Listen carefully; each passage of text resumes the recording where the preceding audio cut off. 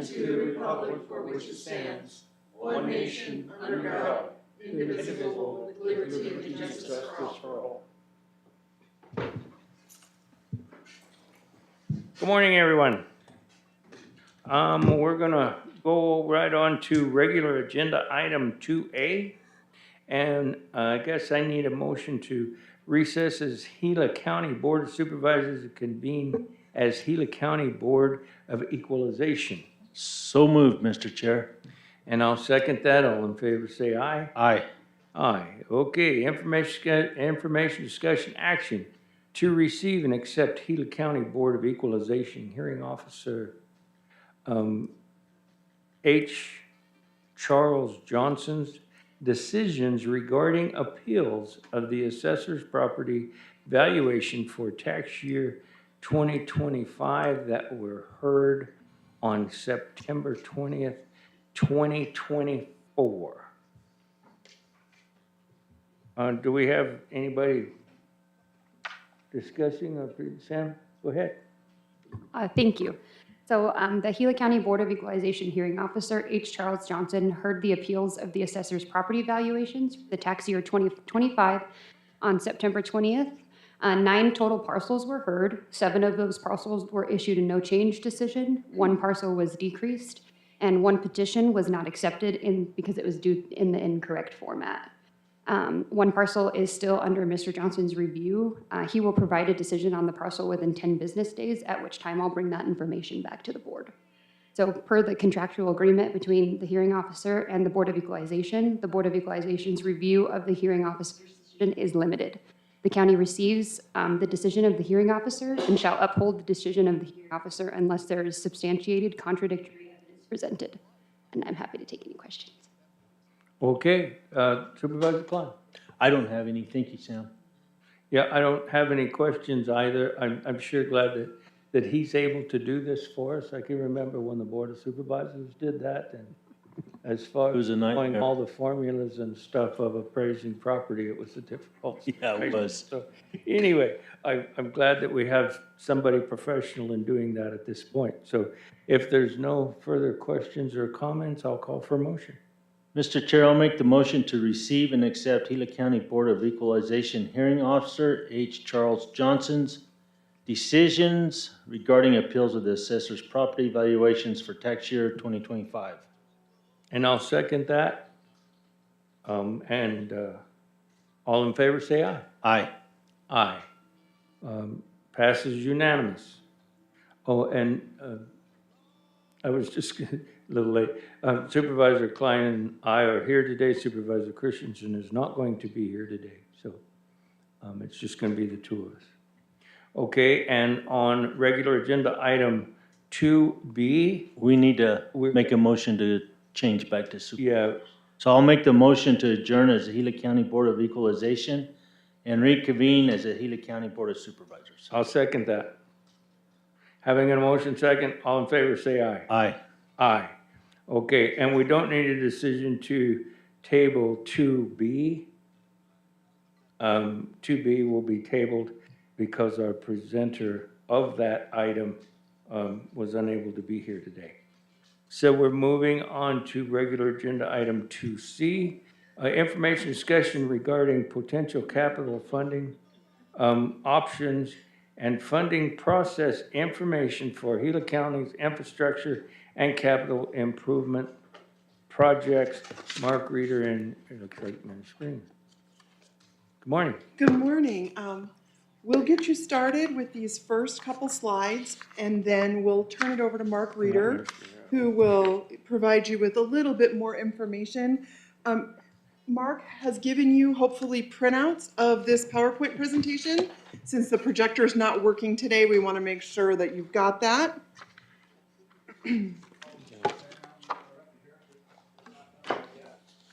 We were expecting to be like an hour and a half later in the agenda.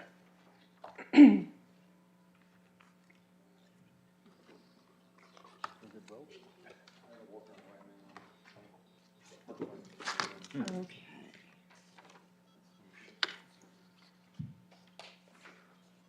Oh, fantastic. Okay, so after your cover, you've got county leadership. And then on what is page 3, you have a list of the next 5 years' estimated high priority capital projects for public works.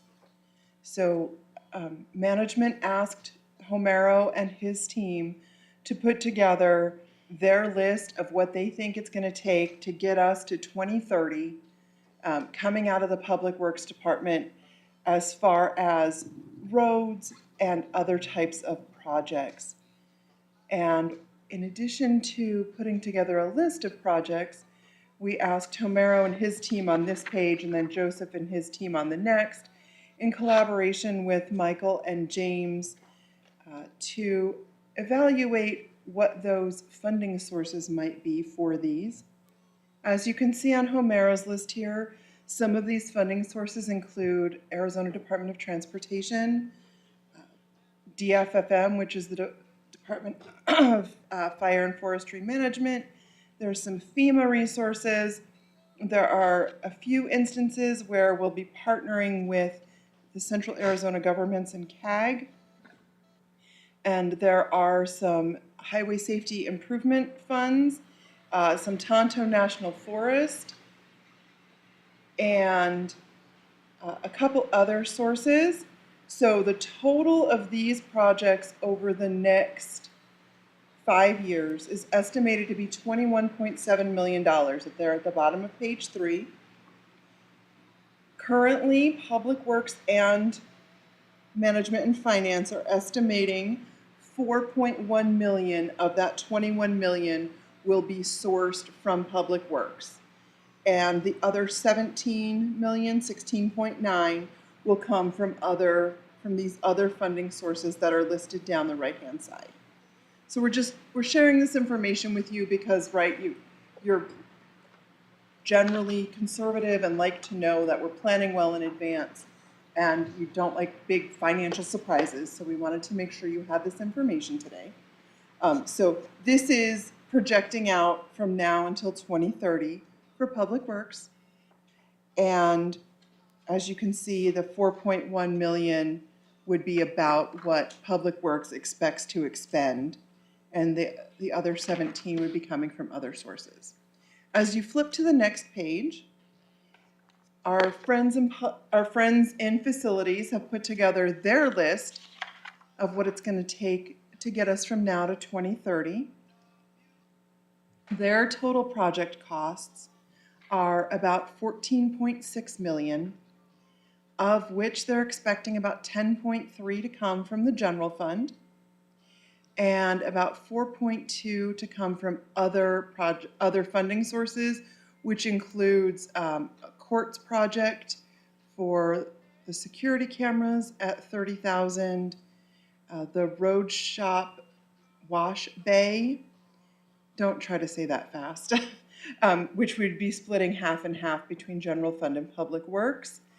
And then looking at utilizing some of the LATCF funds for the Globe Courthouse elevator improvements, the complex roof replacement, the HVAC replacement, and a couple other projects like that, including the Monroe Street adjacent projects, which would be our parking lots and things like that, as well as parking lot resurfacing.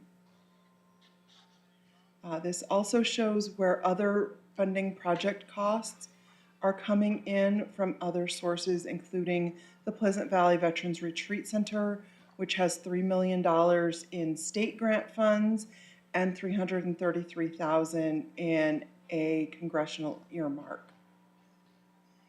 So the total of those, again, the total projected project costs are 14.6 million, with general fund carrying 10.3 million of that cost and other funding sources of about 4.2. There are still additional LATCF funds available. This list includes potentially using about 3.9 of those, which would still leave about 1.1 of LATCF funds. So that gives you an idea of where facilities is. You previously saw an idea of where public works is. So as we go to the next slide, there we go. We have a couple of pie charts here for you. This shows the sources for potential funding. So the pie chart on the left-hand side is our public works projects, which show the different sources for where those are, and you saw the list on the previous page. The right-hand side shows the sources for the facilities projects, and we're here today to bring you an idea, and it's just an idea. This is a work session item. This is not an action item today. This brings you the idea that we could consider going for another pledged revenue bond, which would add the capacity for the county to consider some long-term projects that would allow us to consider constructing a new administration building and including this courthouse renovation.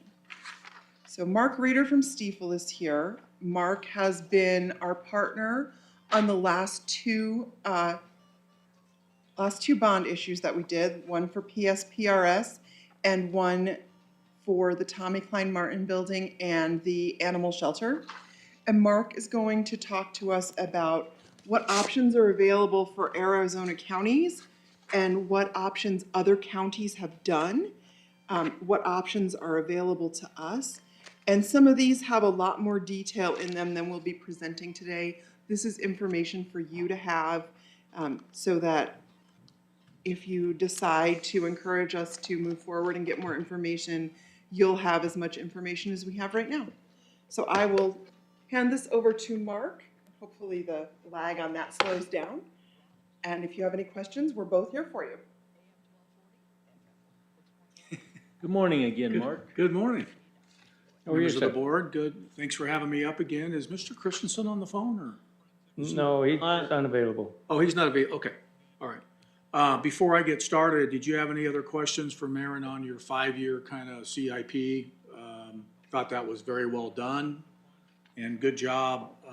As a county, you've been largely a pay-as-you-go capital county, all in all, over the years. And you all work really hard to get as many grants as you can. That was in the grid.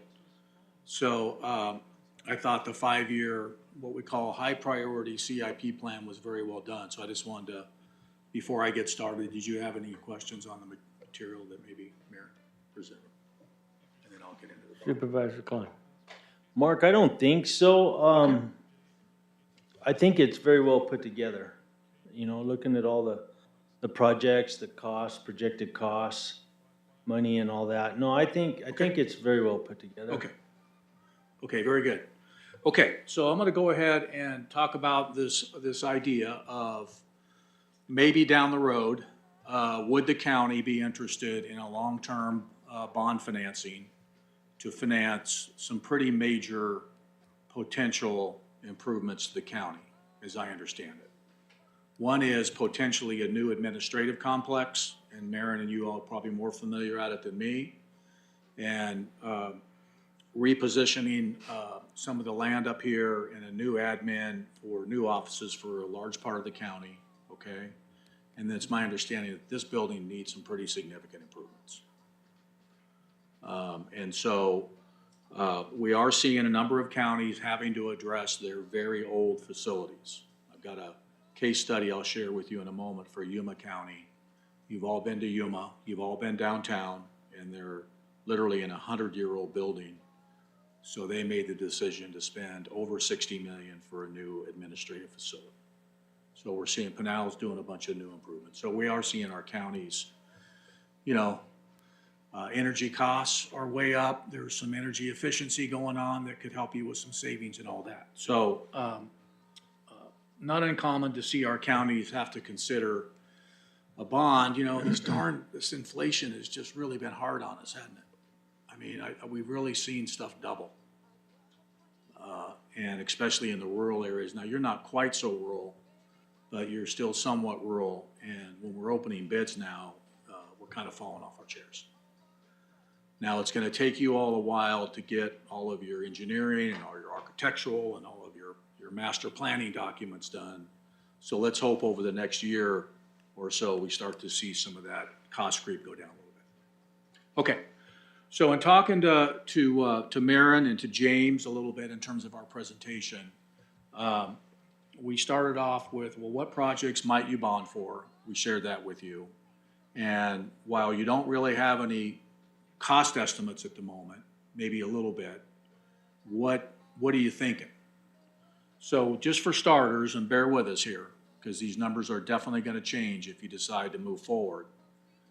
Down below, you can see we're assuming about a $30 million project here between the new administrative facility and the repositioning of your campus potentially, and some additional improvements in this building, outside what's being budgeted.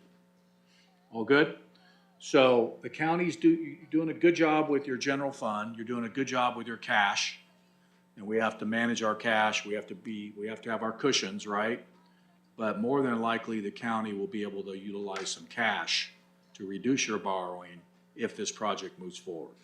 So we started with 30, and we assumed a new admin somewhere around 25, and the courthouse renovations somewhere around 5 million.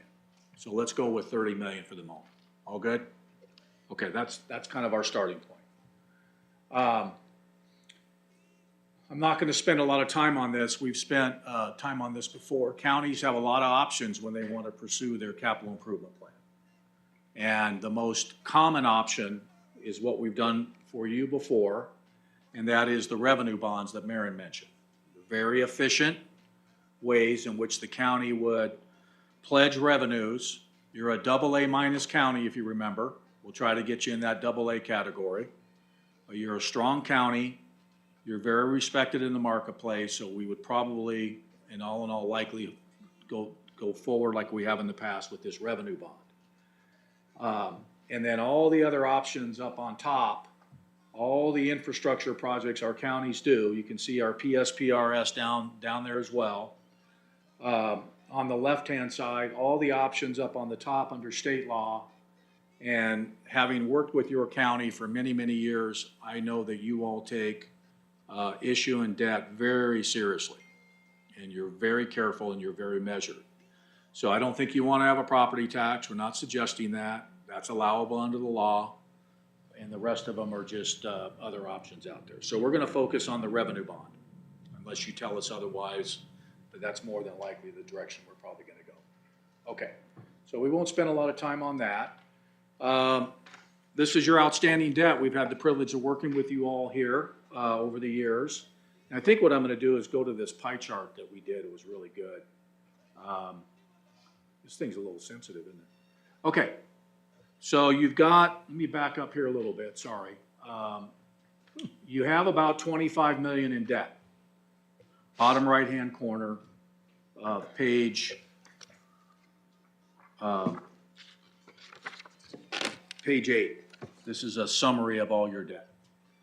On the left-hand side is our copper administration building down below. That's coming off the books this year. You have your final payment, it's done. Okay? We then did, in 2019, we did a bond issue for an animal shelter and TCM complex. I forgot what, is that Tommy Martin? The Tommy Martin complex, thank you. Okay, so that was about 8.7 million for capital improvements. And then in 2019, we did a refunding, saved you a bunch of money, as you can see. And then in 2020, we did a $16.8 million pension bond, remember? So good move on that. We got 2 to 3% money, if you remember, to refinance 7.2% money. And we saved the county over 14 million, what they call expected savings. We wired 18 million to PSPRS in 2020. We're in 2024 now, pushing 2025, and that money's been working pretty strong because the markets have been up. So you won on low interest rates, and so far we've won with performance at PSPRS. So all good there.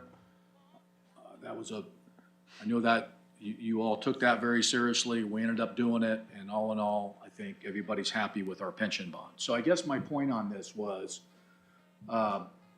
your public pension is the largest component of your balance sheet. And as you know, public pensions have what?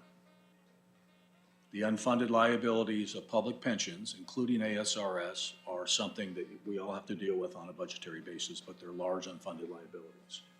So we tried to address yours with the pension bond, and so far so good. Okay, so that's, give you a reminder on the history. This is the various debt service payments. You're about 2.3 million a year, pretty much level on all of those debt obligations. So as a percent of your budget, that's very reasonable, okay? Your county's been very careful and very measured with regard to issuing bonds over the years. So let's go 2.365, 2.3 million if you want to round. And if I look in the interest rate column, I really like 1% and 2% money. I even like that 0.505 to 2.3 on our pension bond, if you remember. Okay, the 10-year treasury was less than 1%, and it hit 4.5 this year, as you know. So we took advantage of our opportunity on that. So I like all this so far. And then this is a nice little pie chart on what I just went over for you on your debt load at 2.3 million per year. Okay. These are our pledged revenues, if you remember. All counties, this is how all counties do it. We've simplified this and turned it into a very strong credit for our Arizona counties. And you had about 16 million there in 23-24 in total revenues, pledged revenues. My apologies here. Darn it. So, if we do a bond issue in the future, of course, this is the pledged revenues, which is primarily your county general fund. You had a good year, about 4.9 million in 22-23. Looks like 23-24 estimated to be about 4.6 million, so not too far off. Our state shared revenues are pretty consistent, pretty strong at about 9.5 million a year. And as you know, we got to deduct our all tax and our access, right? That's your portion, and they net that out before it comes back to the county. So that's a net, what we call a net state shared pledgeable revenue. Our vehicle license taxes remain strong. I just bought a new vehicle, and I about fell off my chair when I saw what the VLT was. You've all been there. But a great revenue stream for our cities and our counties. Okay, PILT, pretty strong. So good job there. 23-24 looks like you're up 500,000. So we'll take it, and then you conservatively budget for 24-25. So let's go 16 million on pledged revenues, strong number. And then let's get down to the bottom line as we wrap up here. Interest rates are, as you know, dropping. So there's the spike in interest rates over the last couple of years, driven by what? Inflation, right? That we're all struggling with. And the Fed, as you know, has been tapping the brakes, and they tapped them last week at 50 basis points. So we're hoping going into 25 and the fourth quarter of 24, we're starting to see rates kind of go back down. Mortgage rates are dropping a little bit, right? Very much needed. And so I guess on this little spreadsheet here is to give you an idea. If you look in this column right here where it says AAA rated, tax exempt bonds 230 to 352. We did bond 20-year bonds for the Gila County. We're starting with 230 to 325. You're not a AAA yet, so you would price a little higher than that. So I'm thinking if you were in the market today, we'd probably have, 350, 375 money. Not bad. We like 2% money. We got a little spoiled, right? We had 2.5% mortgage money. Remember, I got 2 7/8, so I was lucky. So I don't know that we're ever going back to those, but I would say 3.5, 3.75, 4% money is pretty good money. So we ran some numbers here in a moment at 4.5, I think it is. So we're going to be but we hope to be conservative. Okay, I'm moving along here and then I'll pause in a moment. Okay, a lot of numbers here, but here's basically what Maren had asked us to do. If we could afford a $2 million long-term payment out of our budget, okay, reasonable, out of your general fund budget for the next 20 years, and they're comfortable with that number at the moment, and we amortize the bonds over 20 years, and we use 4.5%, Maren asked me how much could we raise. So it's really simple math.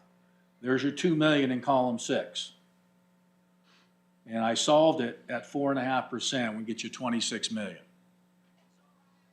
Okay? And that's close to the numbers that we talked about at that 30 million for the 2 projects. And then we said, well, let's just share with the board. Again, we know you're careful.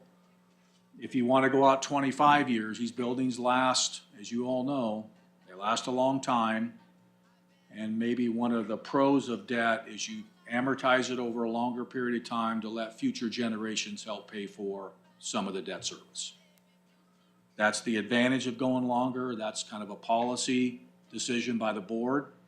But if we go out 5 more years, we get you another $3 million, simple math. So call that pushing 30 if we wanted to go a little longer on our amortization. Okay, well, let's wrap up and then we'll have some questions of the board. Here's our Yuma project. In the event it's helpful, you may have heard about it from your colleagues on the board. There's their building. It's downtown. They actually purchased a building and tore it down. Location, location, location, right? And they wanted to have it downtown. And they're right in the middle of it. They're halfway done as they're going vertical. And that budget's somewhere around 60 million. And we got the detail in there for you to look. And I think all in all, everybody's pretty happy with it. And I think it's all in all coming on or around budget with no major change orders that I'm aware of, but a $60 million administrative facility in downtown. Okay? Hope that's helpful to you. Next steps, chatted with Maren and James and the team about next steps, of course, would be to hire your construction professionals and your architect. And Yuma County did this where they hired an owner's representative. And Mr. Humphrey, I know you're a contractor. You know this way better than I do. But consider hiring a construction rep, or what they call an owner's rep. There's a couple of them out there. Bring them in the room to help you get your arms around your projects. They know construction costs. They know cost per square feet. And they can help then, if you want, help retain an architect. Got to have a team of people here. And then once an architect is on board and you start the design process by meeting with all appropriate county staff and elected officials, what do you want? I'm talking about the new building, for example. How do we want to design it? How many square feet do we need in the treasurer's office? All of those things go into it. And then start to put together the design. And then based on the design, start to put together the cost estimates. Now that's probably going to take you a year, depending upon how fast you want to move it. And then once the design is done, and then you figure out your construction procurement, a couple different ways on that. CM at risk with a guaranteed max price, or you do a traditional design bid build. Again, that's where an owner's rep and an architect can be helpful. In the bidding market, what is in the best interest of the county? So that's down the road for you, but for you to be thinking about. So I know staff's been in touch with a few professional firms in that regard.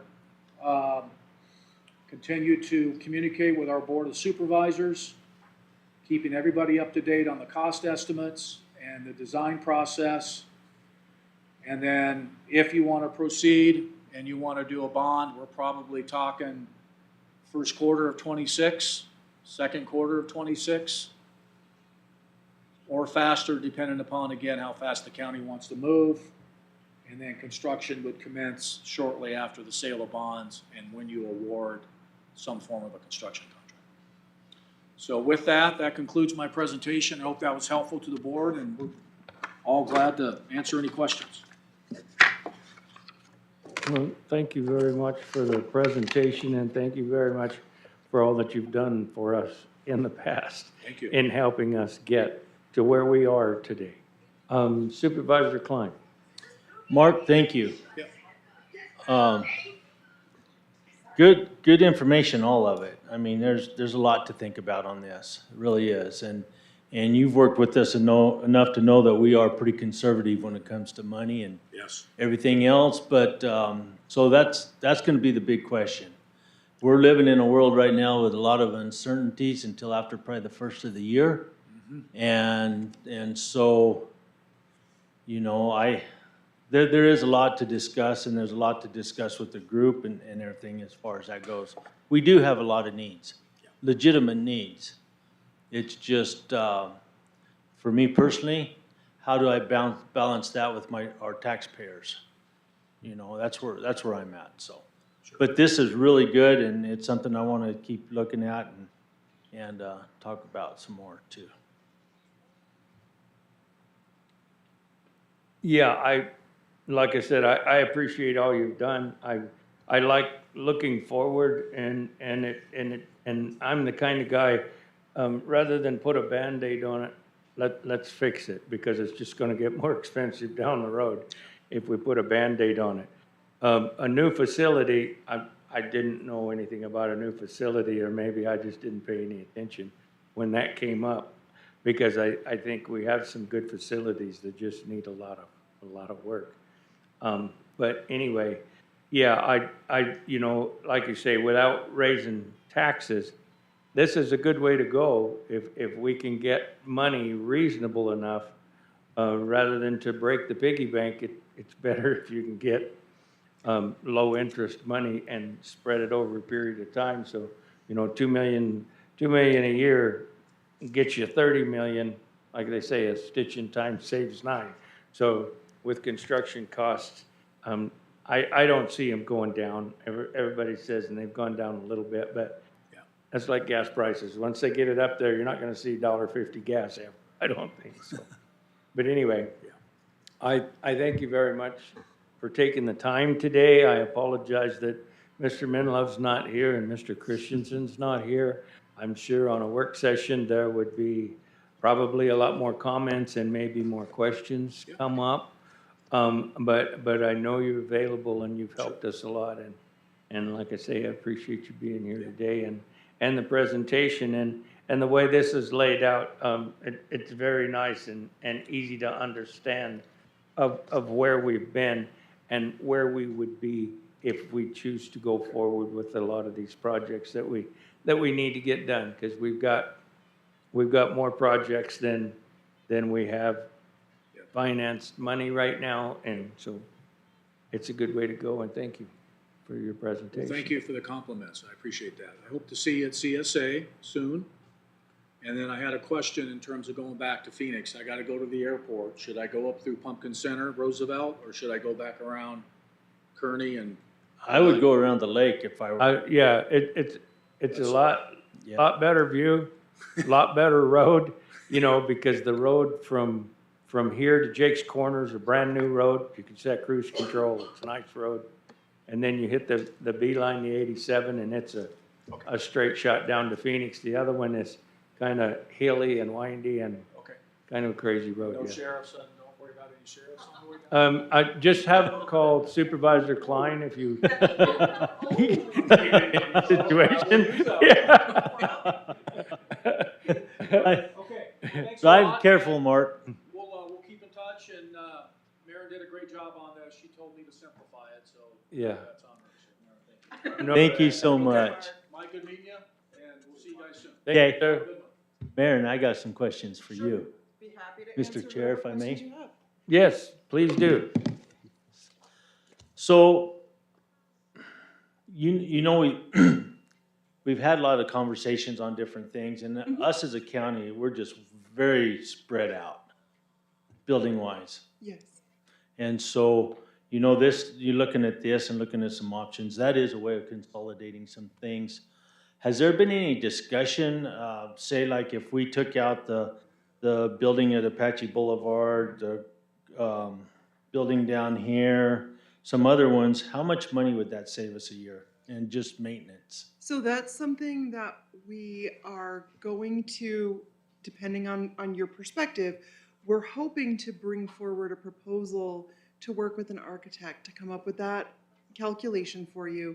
We know at the very least, it would save us the cost of the roof and the HVAC on the Central Heights project, which is over $2.5 million. That's a year of debt service right there. And part of what we run into, as I'm sure you remember from previous discussions, is we have our expenditure limit. And the state tells us we can't spend our own money. You have money in the bank that you can't use without facing a penalty from the state. Whereas when you leverage debt service, the debt service is removed from that calculation. So this would, if you chose to move forward with project financing, that would free up funding to use throughout the year on projects without having to pay the state a penalty, which is a challenge. Alan McGuire was at the last conference we were at. I don't know if you remember him from some of your CSA projects, but Alan was on the original group that built that expenditure limit. And he's working with several counties to try to get it fixed because it is problematic. It's especially problematic for all the counties because the opioid settlement money that I'm sure you're familiar with from the One Arizona settlement is not excludable from your expenditure limit. So several counties are facing an opportunity where they're going to be choosing between whether they spend their opioid settlement monies to achieve those necessary outcomes, or if they have to go out and it's called a certificate of participation. It's a short-term bond for 366 days where you borrow the money that you need to stay under your expenditure limit and then pay it back the first day of the following year.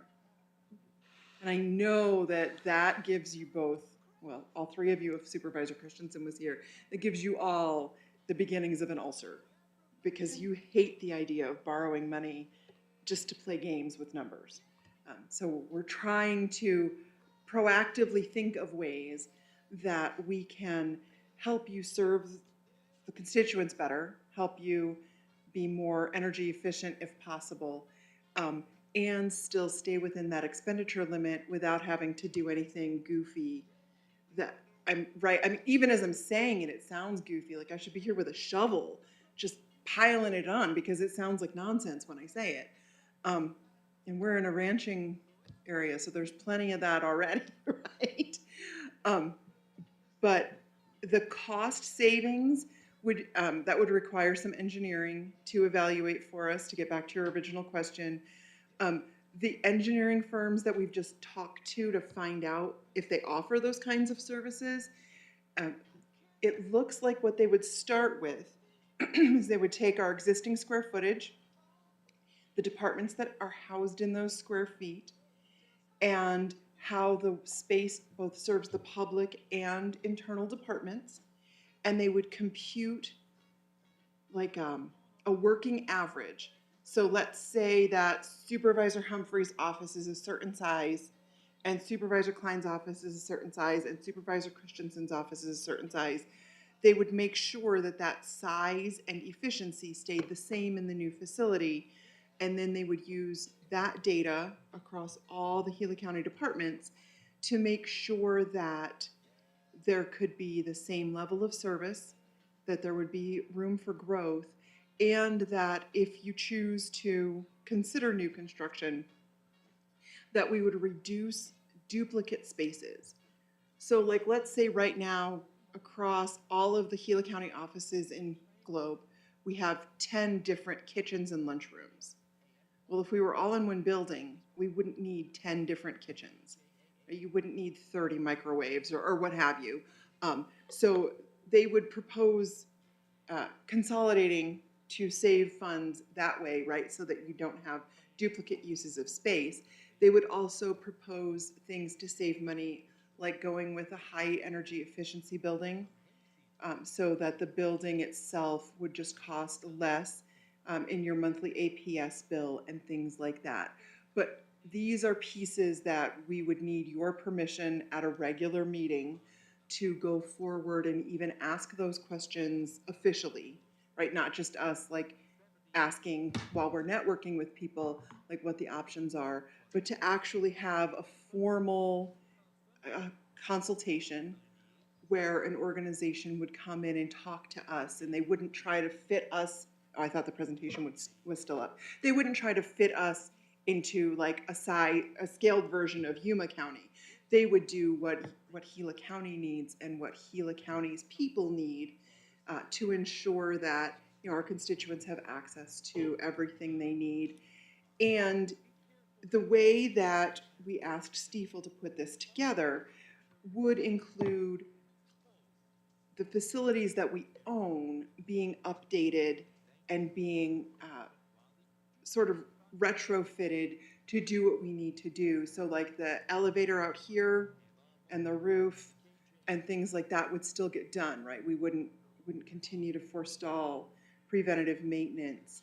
And sort of moving forward to make sure that we don't run into what we're in right now, right? When you had sticker shock, when facilities brought you the list of projects that needed done because they had been put off by previous administration. We are going to be living with the consequences of previous administration's choices for a while. And unfortunately, they're not here for us to throw wet noodles at. So those of us who are here are going to face the firing squad for that, and that's okay. That's a responsibility that we all accept, and we're willing to face that difficulty in order to make sure that going forward we don't get back in this situation. So, Mr. Chair, if I may, Marin, we have like the property on 260 in Payson. My opinion is it's worth quite a bit of money that we're never going to use ourselves. I don't see us ever using that. The copper building down here, the modulars, they have about outlived their lifetime. And so we have these things sitting out there. So let's take like the property on 260. If we all came to terms and we wanted to go ahead and pursue selling that property, then that would just be put into an account that would help us pay like towards this $2 million, let's just say a year or something like that, or? That would be up to the board. And that is something that if you wanted the engineers to evaluate what that could do, they could build that into one of their or several of their approaches, right? Because they're not just going to bring you one plan and be like, here, this is it, do it. They're going to bring you choices so that you have the information that you need with the professional preparation without worrying whether all the questions have been asked, right? Because you'll have that opportunity to ask those questions, and will be, assuming you choose to move forward, will be engaging the professionals, so you're not counting on us as staff to ask questions that maybe we're not astute enough to ask, or because we're not in the business of doing that, we don't know to ask ahead of time. No, but you're going to get the questions to ask on the dollars, though. Absolutely. So, The questions so- on the dollars, I'm fine answering.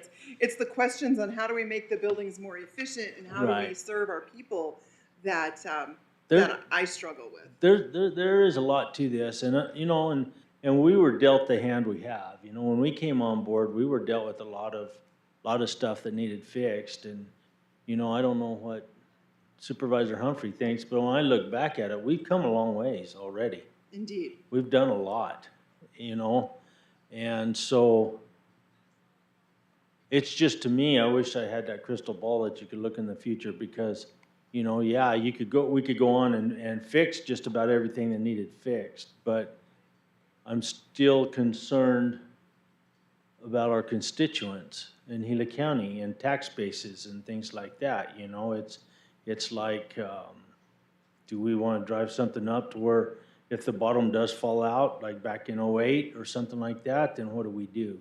Can we handle it with what we got without raising the taxes still and doing things like that? Those are the kind of questions that I have.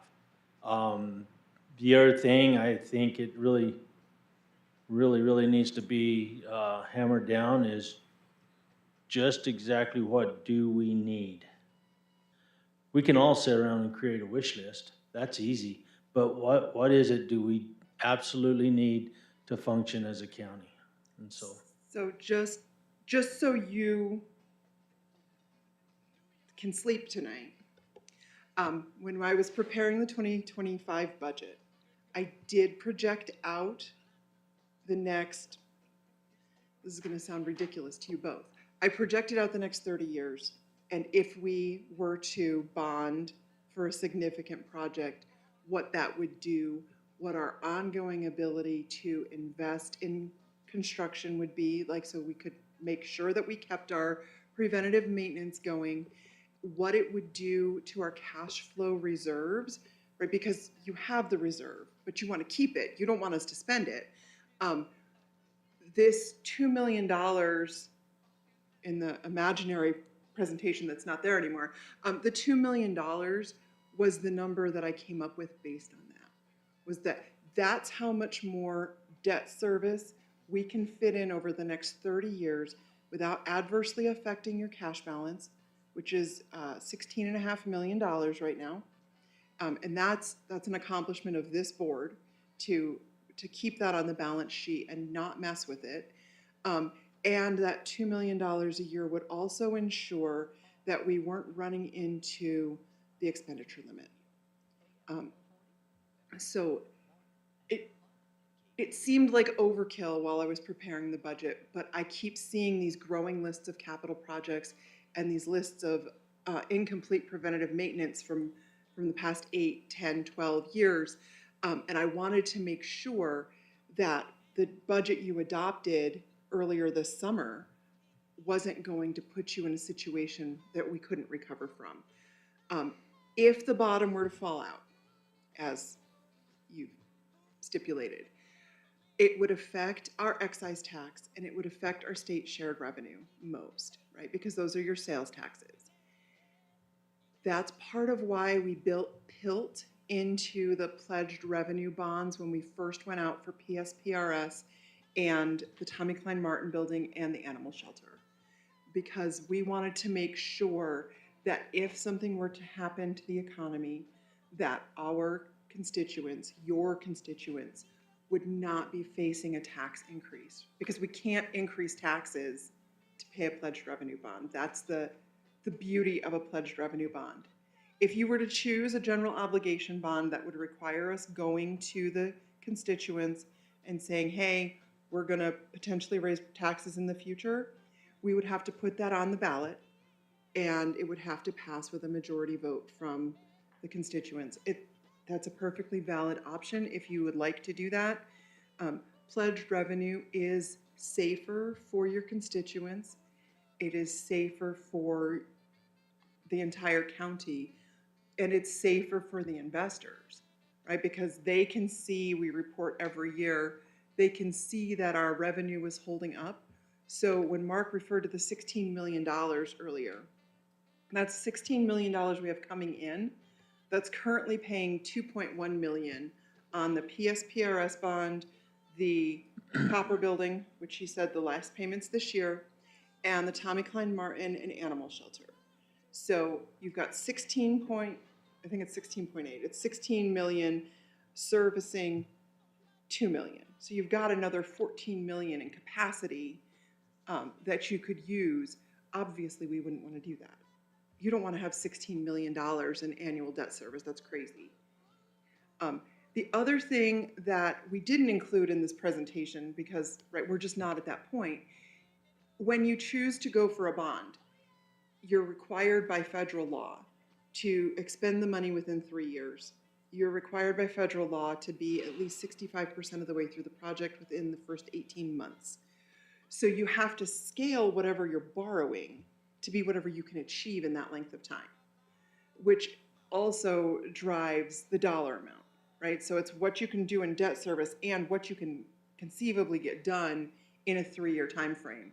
If you don't do it within 3 years, you start paying penalties on the money you borrowed. So it's sort of difficult to simultaneously scale those things while being aware of, the potential that the economy might hiccup.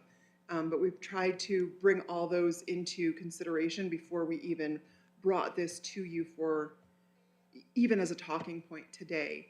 And again, this is a work session item. This is purely information. We're not asking you to make a decision today. Should you choose to advise staff to go forward, all we would be doing right off the bat would be potentially bringing you the state contract to approve us working with Stiefel, and potentially a state contract to approve working with an architect, and potentially an owner's representative. And even if you told me to do it today, we couldn't even have that to you until the second meeting in October. So I apologize, Supervisor Humphrey, that this conversation didn't get had before. I must have misunderstood something that I had heard, that we had had management discussions with each of the supervisors about the potential of a new building. I apologize for that. I will make sure that I follow up better on those kinds of discussions, and not trust that I wrote it down right in a meeting. The potential location would require quite a bit of groundwork, but it would be this back corner of the property over here is what would potentially be the new footprint for that. And it would be a significant undertaking. But looking forward 5 years in the future, we wanted to make sure that we were empowering you to have these conversations and thoughts now, so that you have time to think about it and time to evaluate what your options are. As Supervisor Klein said, there are plenty of facilities and properties that we could definitely include in an evaluation. So, Mr. Chair, if I may, Go ahead. there's more than one goal. I mean, one of the goals would be is just a consolidation of county people. And quit this scattered out stuff. We have these buildings, we still have the Michelson building sitting down here Right? to do something with it. That's, so forth. don't we have an IGA with the City of Globe on that, Joe? City of Globe, we did have, Mhm. I don't think the City of Globe has got their funding to do their part at this point. They've gotten- $750,000 federal grant. They have money in hand. Mhm. The IGA was prepared, I prepared it 3 months ago. So I don't know what it is. Okay, Michael, go ahead, you're on. Supervisors, yeah, as far as the Michaels building goes, I can give you a quick update on that. So, as Joe said, the City of Globe received earmark money about 2 years ago of $750,000, and they have to come up with a 25% match. That money is gonna be used to remodel the entire inside of the Michelson building to make a incubator for local businesses. And on Gila County's end, Mr. Menlove has instructed our facilities department to remove all of the old equipment and furniture that's damaged, that's being stored in the building on the first floor. We're gonna be removing that. And then we're also gonna be getting a contract price on demolishing the entire inside to get it ready for the City of Globe to do the remodel. So that's where we are right there. If you have any questions, I'd be happy to answer that. So there was at one point in time a discussion about an IGA with the City of Globe and Gila County, for the City of Globe to turn over the earmark money to Gila County so our facilities department can manage the remodel project. But I think that's hit a snag with federal requirements right now. My last conversation with the City of Globe is that they believe the federal guidelines will not allow them to give the money to Gila County to manage the project. They have to manage the remodel project themselves. So refresh my memory, Michael, when this is all done on the Michelson building, were we still gonna own that building, or were we gonna work a deal with Globe for them to take ownership of that? We will own the building, but it's gonna be a joint incubator for business. Okay. Building use, that's what it'll be used for. Okay, I had these questions, cause this seems to be dragging on, that particular project quite a bit, so I was curious where we are and where Globe is and all that. It's been a challenge, in talking with the city of Globe, it's been a challenge accessing that $750,000, so we could start the remodel of that. They've had a challenge getting to that 750,000? Correct. Is that because of their match money, or? No, they have the match money, it's just the process and how they have to go about accessing Okay. the grant money on the federal side. Because as we all know, we learned a couple of years ago when the earmarks came back into play, the federal government would give the money to a department that they felt was best suited to pass the money through to the local organization. And a lot of times those federal agencies do not have a process in place to do pass-through grants. Okay. So they actually have to create a new pathway, which can take a little bit of time on the federal government side. So I would think that, if there's a way that we could ever work towards consolidating more people, getting out of some of these buildings, getting rid of some of these buildings, that's gonna generate savings to the county, just from the facilities part, maintenance and so forth. To some extent, it isn't gonna pay for everything we would want to spend to build new stuff or fix stuff, but it would help. That would show us being pretty responsible for our properties that the county owns and everything. And we've talked about it, in other lands we've talked about is Buckhead Mesa. Once that's done, and maybe consolidating the Pine Road Yard to Buckhead Mesa, which gives us more property to get rid of. We still have 7 pieces of property in Winkleman and in Hayden the county owns outright that we need to let go. Get it sold, get it out there and back on tax rolls. So these are all questions that I see for me that are pretty important. We can't just keep adding, building, whatever you may say, and keep sprawling out. We need to somehow rein that in and do what we need to do there. And Lord knows we have a plenty to fix, legitimate issues to fix. Fairgrounds, electric, this building, and you guys see a long list of projects. Mr. Chair, right now, that's all I have. Okay, yeah, I kind of feel like I was led down a path today to create a new magic building that's gonna fix everything, and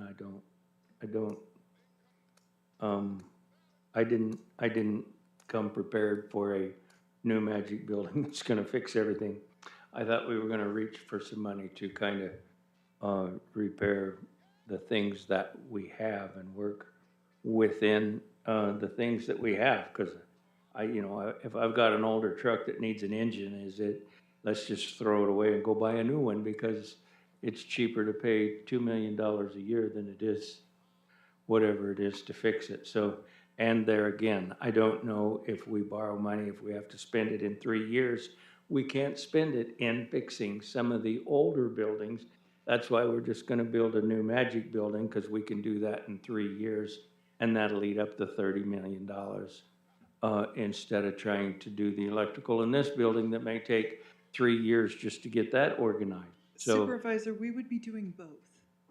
As the list, I apologize that wasn't clear. As the list lays out, we would still be fixing this building. This okay, and building then would when we be- get the new magic building, what are we gonna do with all these buildings that we've been fixing?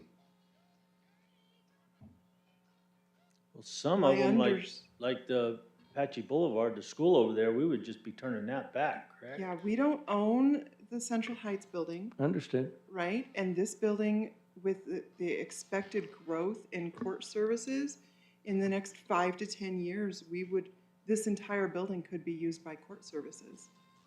Okay, And by. this by is the first I've heard of by that. potentially, right, but we're sort of at that difficult teeter-totter of giving you too much information and apparently not enough information. So again, I apologize. I had been Well, told. you don't need to apologize. You know, I mean, that's why we have work sessions. And Yeah. that's why I get frustrated that we don't have more work sessions. So I don't get kind of pushed in a direction, that's a direction we need to go. Because then I feel like this, and it's like, wait a minute, I, I don't know why I'm going down this hallway. Because, okay, in a few years, the, our court system can use this whole building. Bingo, I just heard that today. Okay, what's the state gonna kick into that? Or is that the county's responsibility for all of this that's going on? I mean, that's why I like to have work sessions, because I don't like to walk around blind. And sometimes I feel that you're just there to say yes and make a motion and pass the motion, and staff will take care of everything else. It's like, I wanna help in those decisions. I wanna kind of know what the full picture is, not just the piece that I want to be shown. That's fair. One of the things that I know was helpful in our previous financing was that we had prepared like a pocket publication for each of you to have. If you choose to move forward, or even if you just choose to move forward with a scaled version of these projects, we would give you that, so that when constituents have questions, you would have like a point of reference that you could either share with your constituents or just keep as reference for yourself, because you don't want to carry this around. This is too much. I mean, right, this is the simplified version, but it's still too much.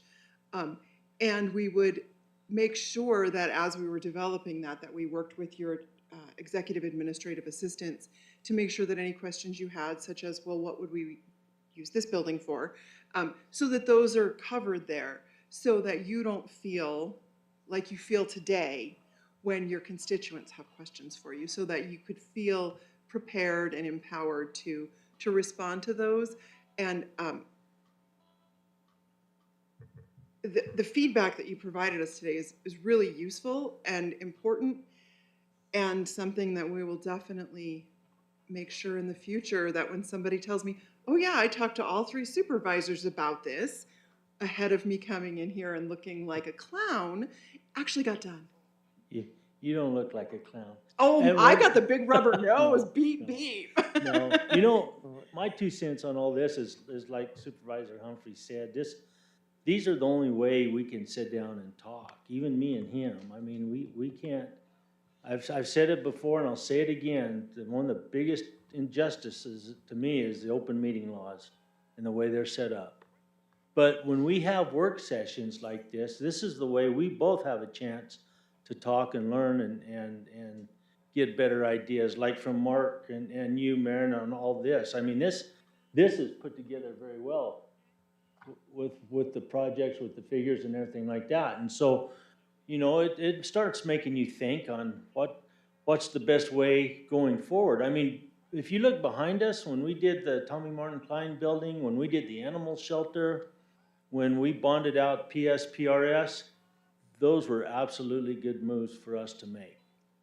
We saved a lot of money from the PSPRS part of it. The animal shelter, we were getting ready to get kicked out of that over there. And so we had a road to go down that was, you didn't have to guess where you needed to go. That's what we needed to do. When you refinance 7% money for 2% money, No doubt, those are almost free. no doubt. And So I think a magic new building would be a great thing, but at the same time, I want to know what we're doing with the other building. And properties that are sitting there. I have been a supervisor for 8 years and asked what's going on with the Payson property a million times. Even put some equipment up there and use the granite on our roads, something, and nothing's happened with it. And so, but we can go forward and build a new one. Okay, well, let's figure out some of the other things as well. And if there's any other more animals, like the court system gonna need this whole building in 5 years, what other monsters are out there that you guys are slaying that I don't know anything about? You know, it would be nice to know. Okay. Leviathan zoology, next work session, Michael. Yes, thank you, Chairman. Yeah, the magical new building, as you call it, was just a conceptual discussion. It really wasn't a building that we are designing or planning. Got a location? Yeah, we barely have a location, yes, and it was just a conceptual idea. And then the idea was to gauge the opinion on the board, possibly moving forward with bonding issues. And one of the struggles we have is with the copper building and the parking lots. The age of those trailers that were put together over there are coming to an end, and all the repairs with the Central Heights. So I believe what I'm hearing from you, sir, is you want to see more comprehensive plan from county administration and facilities to address some of these issues. And I couldn't agree with you more. I think that's the direction I will talk to Mr. Menlove and my staff about, is to get a more specific plan in place for all of these bigger issues and present it in one package, because I think we're piecemealing it a little bit. So I agree with you, sir, and I'll work with staff to get that done. I agree with that. You know, if we just have an idea, not even an idea, we just have a direction that we all agree on that we're gonna work towards going forward, you know, that this is what we want to do. Now, how we get there, that's gonna involve some more discussion, but, you know, do we want to shrink it down on buildings? Do we wanna fix and leave what's there? I mean, there's a lot of things. But like, the one that is gonna bite us is gonna be that copper building down there. That's coming up. Your office might just do this one day, Mary, so. Every time the AC starts, it shakes the wall. Yeah, and that's, I mean, that's something we were dealt and we deal with it, and that's fine, but yeah. And I understand too that, you know, this is just a work session, so we can talk about things. So no, you don't have the big rubber nose. This is just communication, because none of this is, we don't know of any savings or anything until, like you say, we hire professionals to kind of look at this and give us an idea of whether it's best to fix some of the things, or what can we do to better move forward with a new building, or whatever we need to do. And so I guess what I'm needing to know, or would like to know, is I understand what these professionals are gonna do. They're gonna look at costs and how we can best do what we can do for the best cost, bang for buck. And so, do we know really what these professionals are going to cost? Do we know what information we're gonna ask them for? Like to look at our property values that are sitting there, and what could we do to bring that in to help the scope of work of what we need to do going forward? Those would be included in the request for proposal from them. Sure.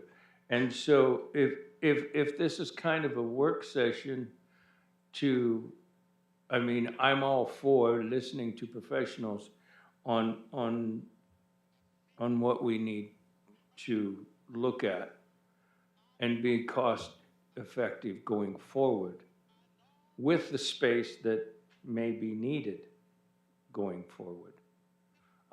You know, I would like to see what that magic number is, because either we can afford these professionals, or we're gonna have to borrow money to hire these professionals to see how we can borrow money to better help go forward.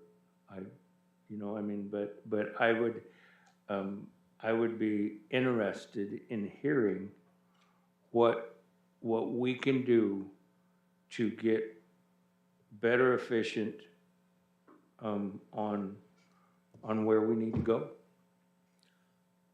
You know, one of the things I would say to that is too, is that I feel like we need to start with the professionals we got that are standing here, you know, and us. You've got ideas, you know, if you think about it a while, and Michael would and everybody else, but then come out with the consultant type to say, hey, this is what the group came up with the direction. Now, how do we get there and what's it gonna cost?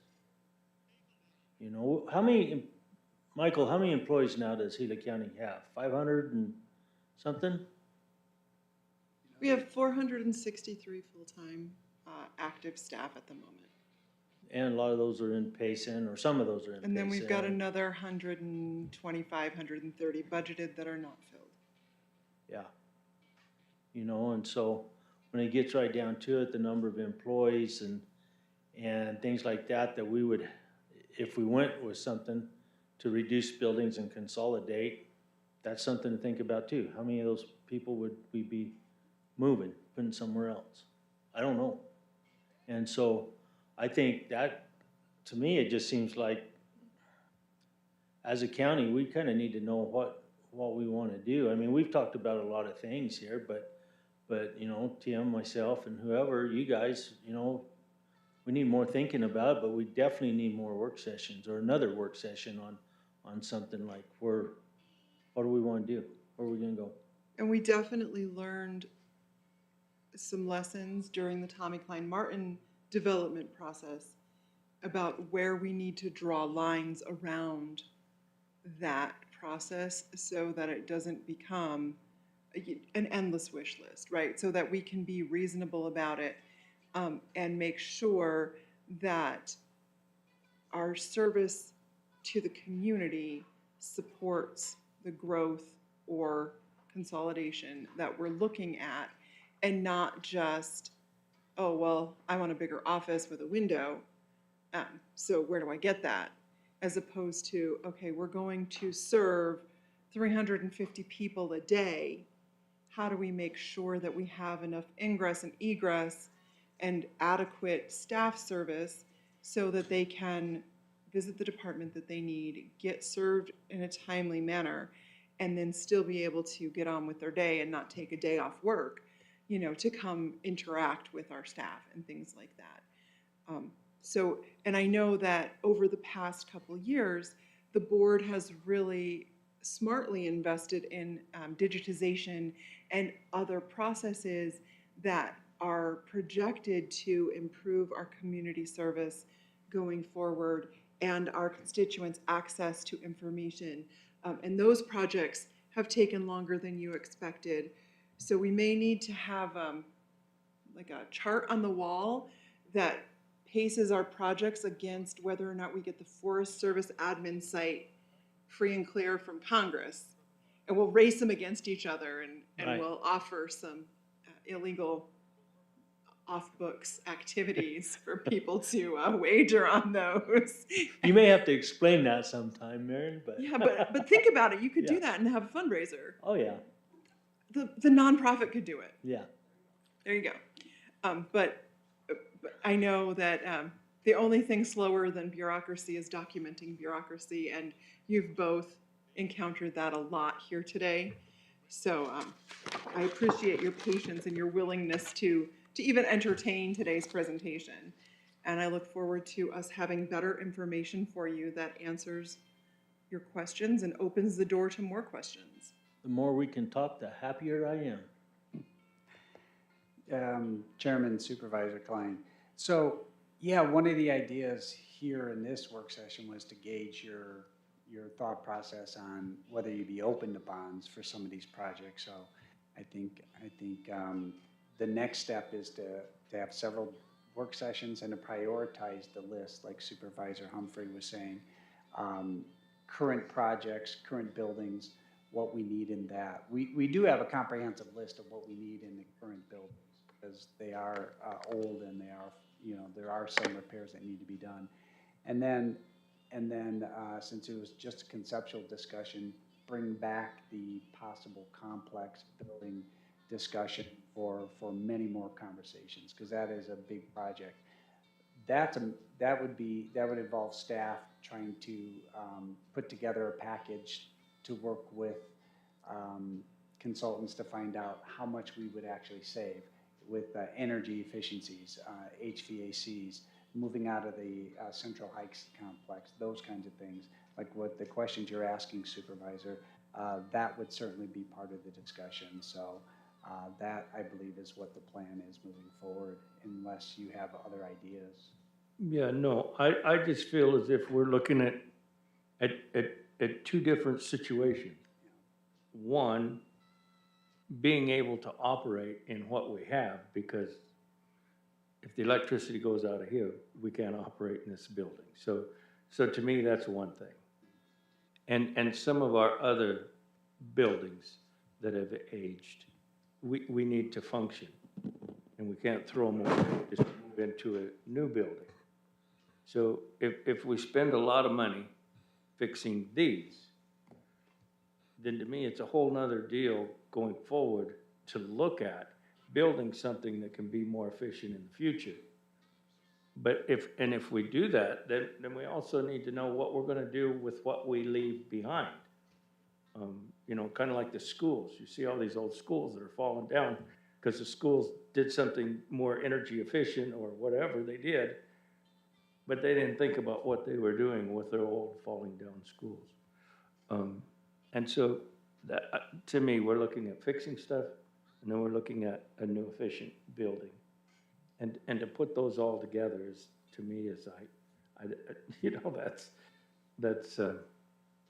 that would be an awful lot of expense. And then we've got these buildings that are functional now, that it's got new electricity and it'll function for a long time. But we're building a new one in 2 years. So what are we gonna do with this efficient building? That's all.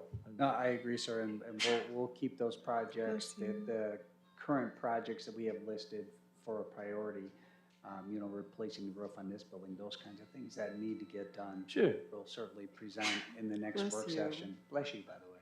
In the next work session, we'll certainly keep that separate and give you different lists. We'll keep the possible complex concept in one work session, and then the current projects that we need. Yeah, because it would also help in if we reach out for borrowing money, what are we borrowing money for? Yeah. And where's that money gonna go, and what's that gonna do for us? And I'm all for looking down the road at what a new facility would do for us. But I think we have more problems right now than the new building. But anyway, if that has been raked over the coals enough, sure Marion's had all the fun she can have. Oh, I don't know. for We've one still day. got, what, another 5 hours here at work today? Yeah, you're on the clock anyway. Yeah, okay.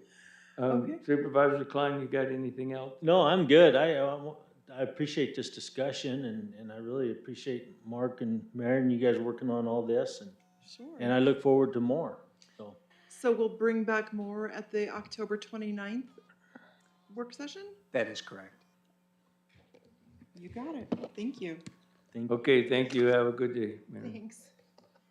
Okay, we're gonna move on to regular agenda item 2D, information discussion regarding an update on the activities of the Community Development Department.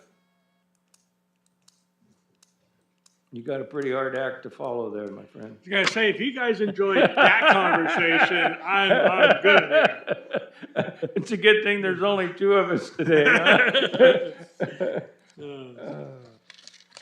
Well, good morning or afternoon, close to. I'm Randy Plummer. I'm the Community Development Director, as you know, morning supervisors. So today what we're going to talk about is community development, an exciting department that deals with building, zoning, and code enforcement. Pretty much the three things that most of your constituents don't like. But we have been looking at stuff and have been working with Michael and other departments to look at making things more efficient and better for the constituents to deal with. As you can see, one of the big questions we usually get asked is, what do I need a building department or a building permit for? Well, to be honest with you, that's an impossible question to answer. It's vast. There's a lot of different things that incorporate into that and how it's done, where it's done, and all that good stuff. So what we did was, and these are on our website, first thing, is what you don't need a permit for. So that's easier to address, what you don't need a permit for than what you do need a permit for. So we did it for both residential and commercial. And like I said, these are on our website, and we hand them out at our front counters. So when someone comes in, do I need a permit for this? We try to hand this out. And what we're really trying to accomplish here is to get people to call. Can Right, I I get mean- some of those handouts for my public meetings, please? Yes, sir. Thank you. We're really trying to get people to call in because this has been an issue with, I will tell you, at every building department that I deal with, which is all of Arizona. We have meetings, associations and stuff, and getting people to call in and ask the questions and then ask the right questions because they don't want to get a permit. So they'll turn around and try to tell you, I'm just doing a shed. Well, they don't tell you they're doing a shed in the floodplain next to the yard line, next to, over the sewer system that is a foot off the property line. So that's where staff comes in and we got to ask those questions. And sometimes people may or may not want to give us all of the information, but it's staff's responsibility to help pursue that and to get the information so that we can provide that answer. And what we've done to help incorporate that is twice a month now, I combine both offices through Zoom, and we have in-house training on very specific topics. So that way that hopefully that no matter what office that you go to or what staff member you talk to, you will get the same answer. And I know that people have complained in the past that, oh, I went this way, I hear one thing, I went over here, talked to someone else, got a different answer. Some of that is true, and some of that is because they ask different questions in a different way. I want this shed on my property is a whole lot different than, well, I really want the shed in the floodplain, and then we find out, well, it's next to the property line. So, I mean, some of the confusion can come from not getting all of the information, and that's what we're working with staff to ask that question. I will tell you tomorrow, we will have in-house training on investigation and to find out what's going on prior buildings. What happened on prior buildings? Did they get a permit? Did it not get a permit? Why didn't it get a permit? Did someone say it didn't need a permit? And so we're going to have all of the staff members, not the inspectors, but they'll be out in the field doing inspections, but all the office staff, permit techs, plans examiner, planning, will all be in that kind of training, and we're doing that twice a month. So this is all good stuff, and part of the issues that you guys have helped support is moving towards digitation or digitizing. We have no files in any office that has to do with parcels. They are all at the digitizer guy. Iron Mountain is who's doing it for us. They have came and got all of the files out of Payson and out of Globe. So basically I have about 67 empty file cabinets right now. Still have some information on them that we're dealing with, and we'll be moving forward to changing that. But that is one of the things you guys have helped support and are moving forward. We are actually hoping to get it completed by the end of this year, where everything is copied, digitized, and we have access to. Now, I will tell you, currently staff is going through a list of about 100,000 pieces of paper. We're trying to make sure they're all readable. So literally, I've had people come in on Saturday for 5 hours. I have them come in on a Sunday. And they literally are going page by page by page to make sure they're readable and to make sure that they're documented where they're findable. So in other words, it doesn't do me a whole lot of good to have 20 parcels digitized, but they don't have a parcel number on them. I will never be able to research those. So I will tell you, staff is diligently and it's not fun, but it is getting done.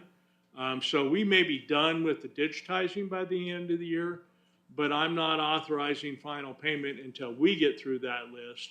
Because at first we found all the pictures that we have in these files were black. And so that doesn't do us any good. So we made them go back and recopy those at a different DPI, whatever they call it, stuff, to make sure that we could see those and they were part of the file. So that's what staff is currently doing. We've also, thanks to your help, have worked on a new permitting system. We went from trackit.net. We are now currently on, it's called Community Development, which is from Trackit, newer version. It's online. They're still working on our portal.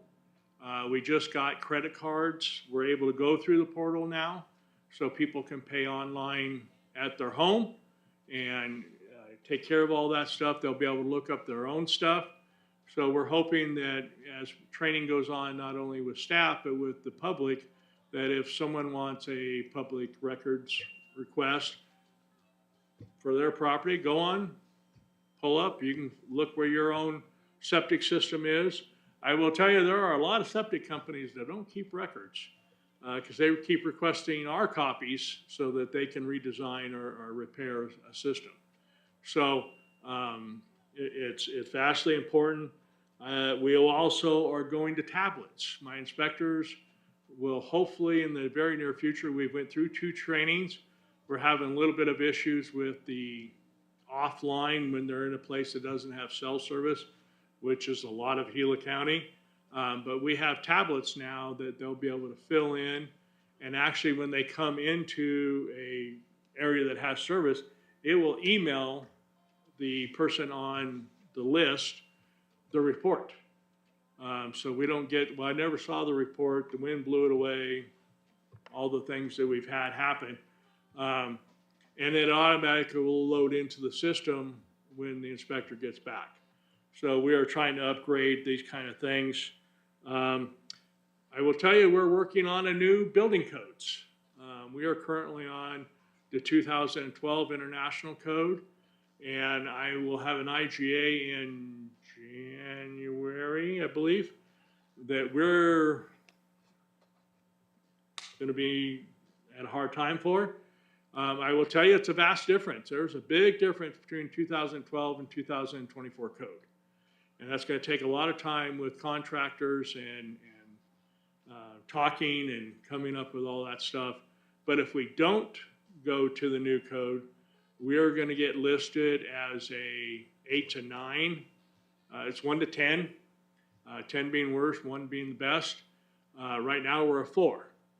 And that in fact has the possibility of affecting, they don't have to accept it, but they do. The insurance companies determine people's insurance rates based on 3 things. One's your fire system, 1 is your building department, and 1 is your public works. So in other words, can they get there? Fire system, if it's in place, if there is, how was it put in?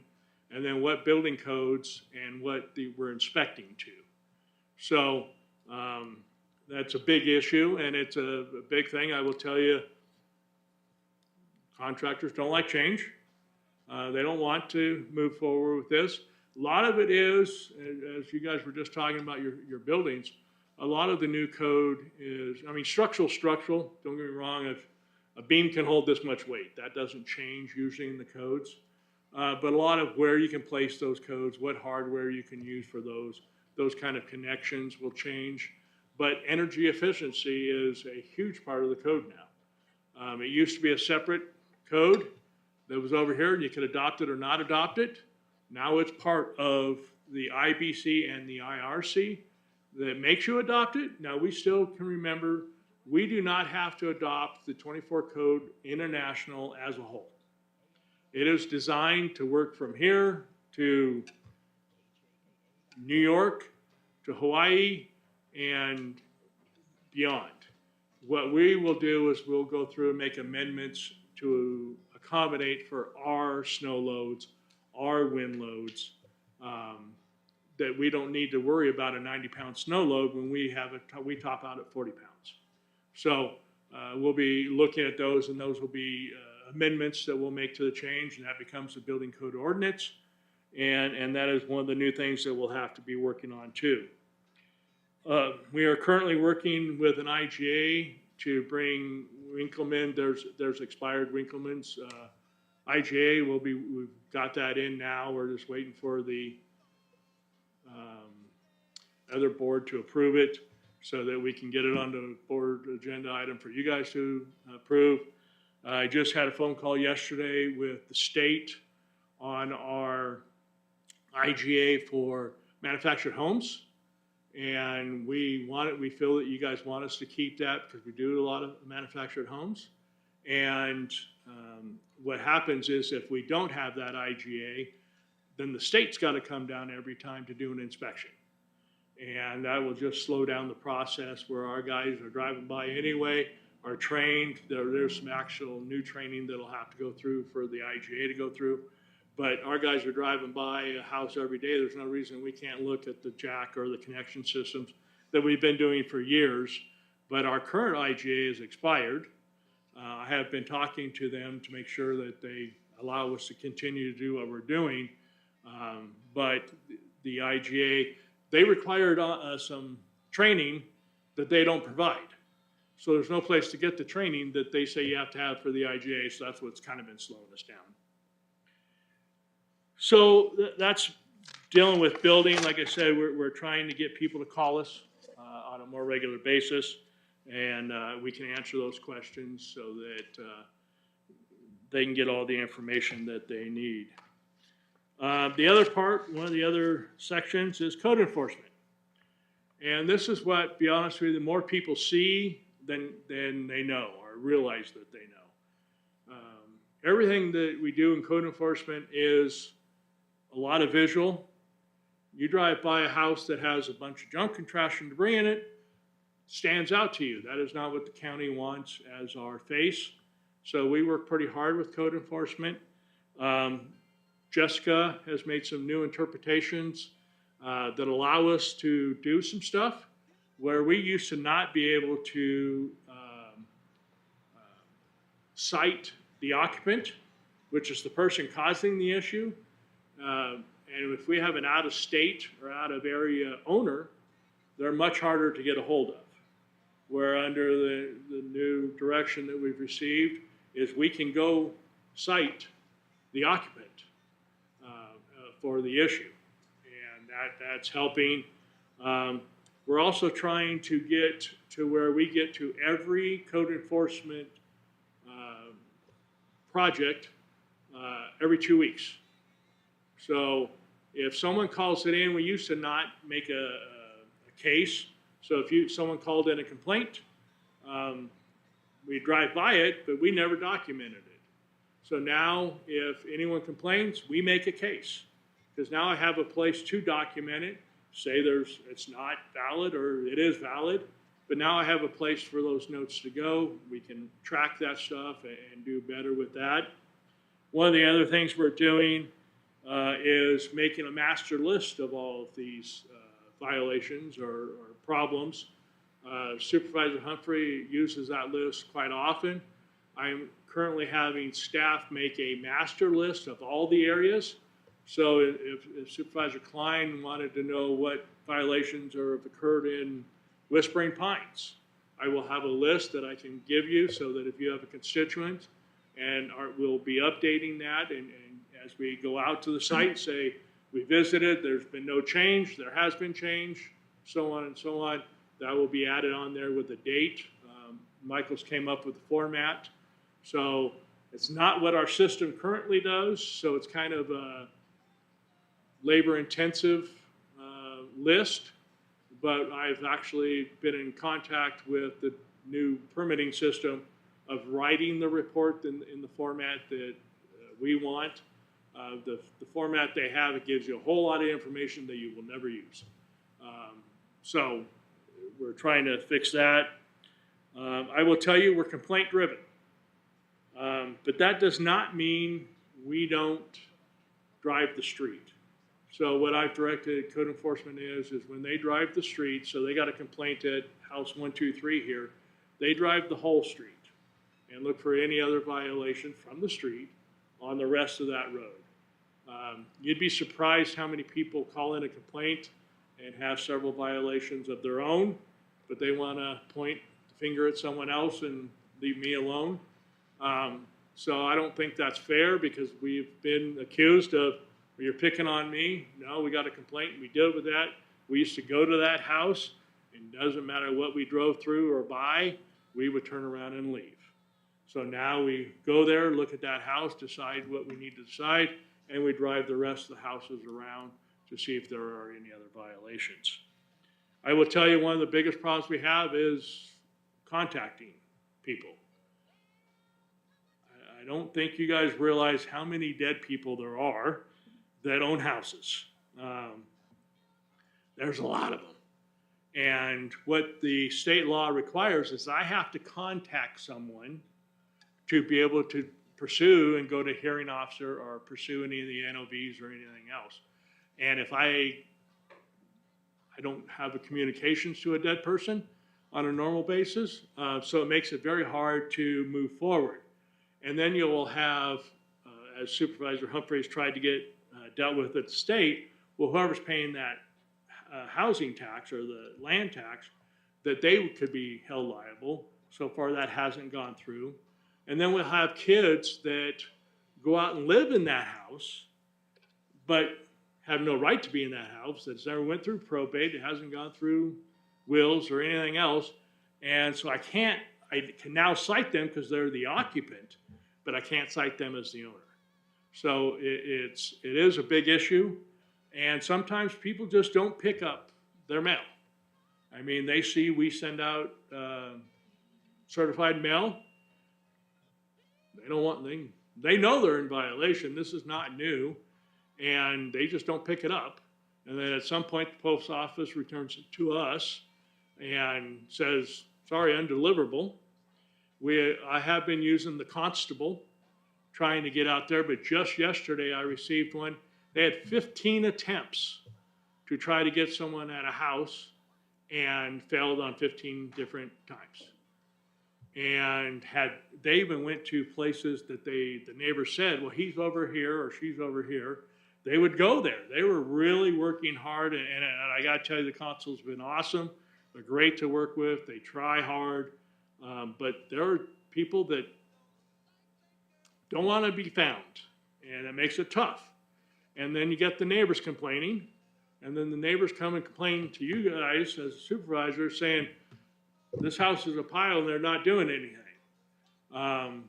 The only option I've been told that is out there is that we have to go to the state, and John can probably answer this question, but have to file a suit to force the state to put someone in charge of the probate. Now I can have someone to notify and say, hey, you got to clean this up. But unless we go to the state and they put someone in charge, we have a problem.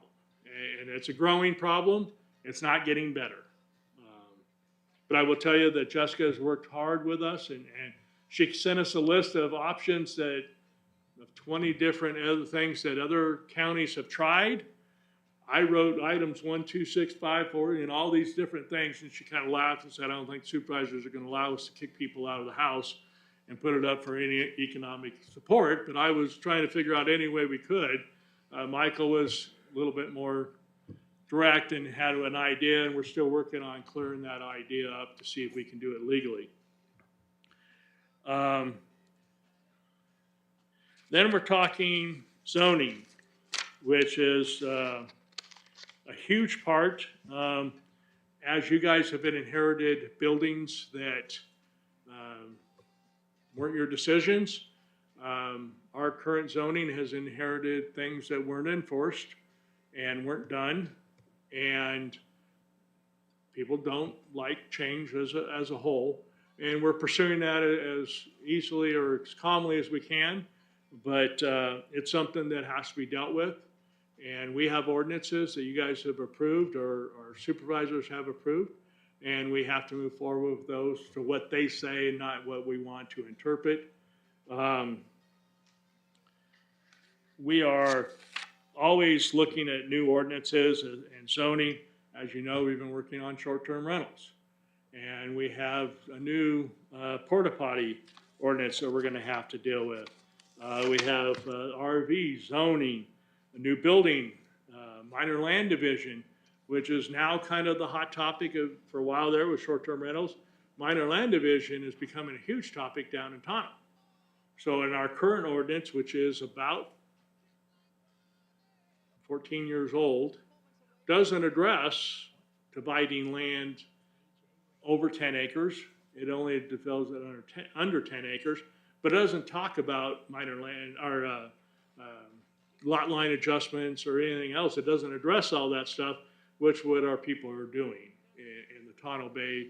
Since the bridge has gone in, I mean, I'm probably signing 5 minor land divisions a week there.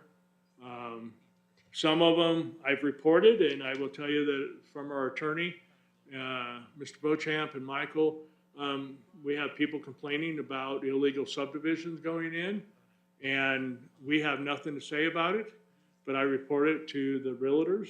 Realtors Association, they deal with that for the state, and I'm not going to say that they aren't responding, but they're not quick to respond. So there's a lot of things going on in that area that affect us on a daily basis. One of the big things, and Michael has kind of hammered this home, is we're working a lot with other departments. Every Monday, we have Public Works, Health Department, Building Department, Zoning, sit down at 9:30 every Monday and have at least an hour-long conversation going over projects so that we all are on the same page and we all know what's going on, and we all know that if Alex is dealing with this in the flood, that affects how the health department deals with it, how the building department is. Where in the old ways, you come in, ask the building department a question, we're gonna answer it. And you go talk to them if you want to deal with the flood, or you go talk to them if they want to deal with the health department. And Michael's really, like I said, hit home that we all sit down. Michael sits in on those conversations with us. So we have the other directors of the departments. And we go through all the problem projects, any projects that come up since the last Monday, and moving forward. So I think that's been a real good solution to some of the issues. And it works through the week. I'll have guys pop in the office, hey, I stopped by that site, and we document it and track it. Michael is beat up on me because I was not always great at this. And I will tell you I'm still not, but I at least delegate it to other staff to make sure it gets put in to track it, so that every phone conversation that we're having with an owner should be in track it. Every time we go to a site, it should be in track it. And that's for all the departments. And that was tough getting that across, is that this isn't just a building department software. This is a zoning software, a code enforcement software, a flood software, health department thing, so that all of that information is in there, so that when someone comes in, we can give them all of the information that they need to make the decisions they need to make on what they want to do.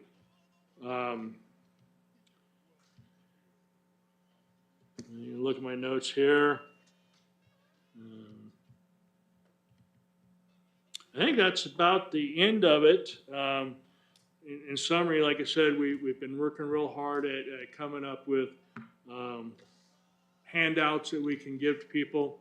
Our goal really is to get them to call in before they start their project.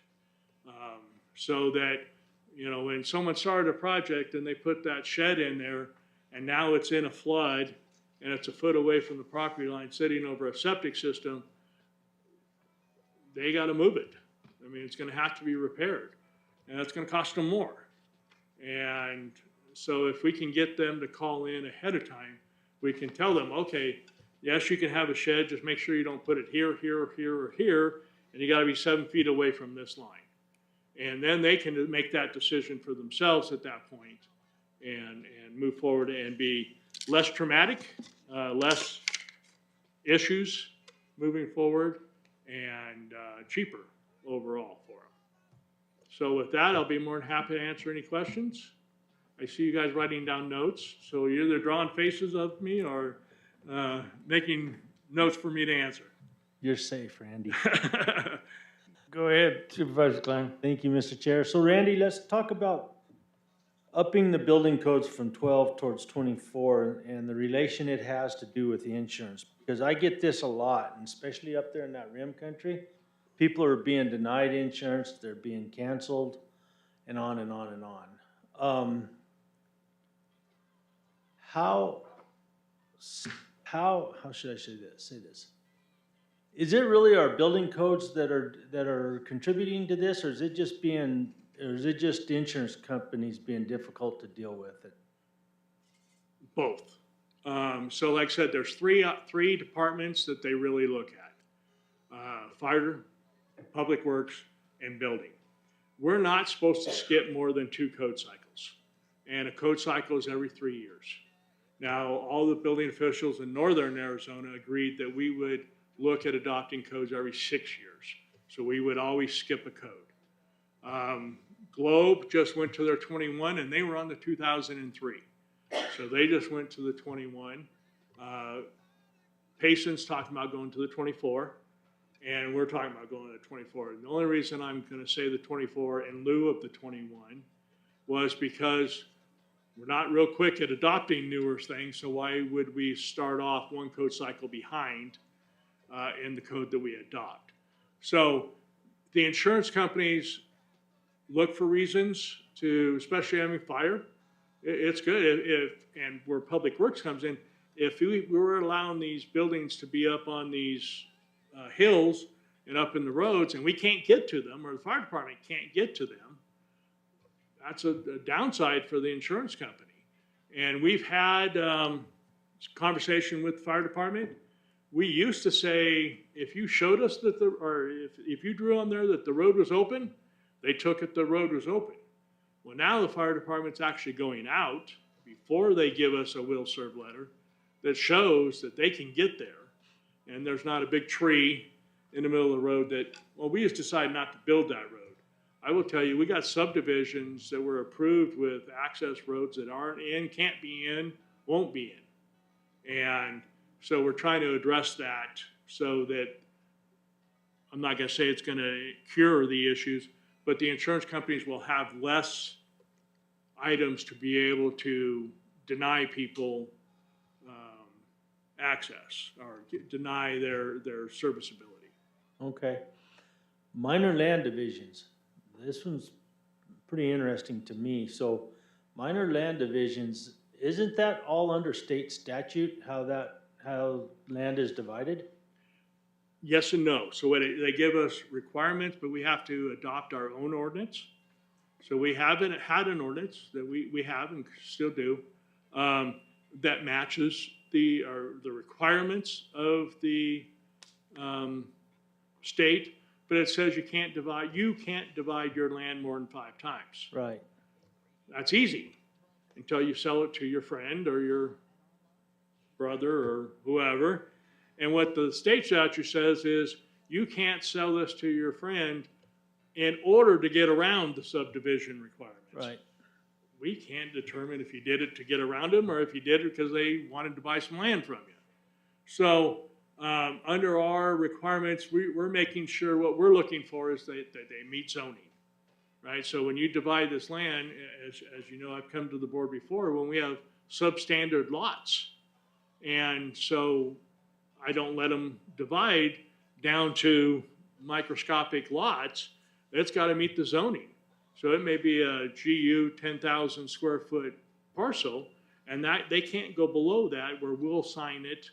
And what it says, if we don't sign it currently, what it says is the surveyor has to put a note on there that this doesn't meet any code, won't meet any code, and isn't accessible, and it basically makes it unsellable. So the surveyors want us involved. I will tell you, Scott has done a great job. He helps out all the surveyors. He reviews the minor land, he does the math. So he makes sure that it's meeting the requirements of the state for a surveyed plan. He makes sure that the math and the lines close, which I have no idea how he does that, but that's what he does, and then he sends it to me, and then my job is to make sure that it meets zoning, it meets setbacks, because you know, especially when you start dividing land that's already been built on. Okay, well, when they put that line, does it meet our setback requirements and stuff like that? So, do I take it back to the first time that lot was subdivided? No. And do I go out and check if you bought this from someone you know? And no. I go through, I see who's divided it, I see who's on our list. If that went over 5, we stop it. If it's 4, we approve it, as long as it meets the other requirements. So it is a big thing, and I will tell you,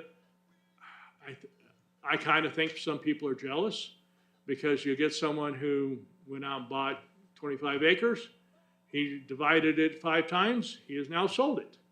And he gets to sell it for more than he paid for.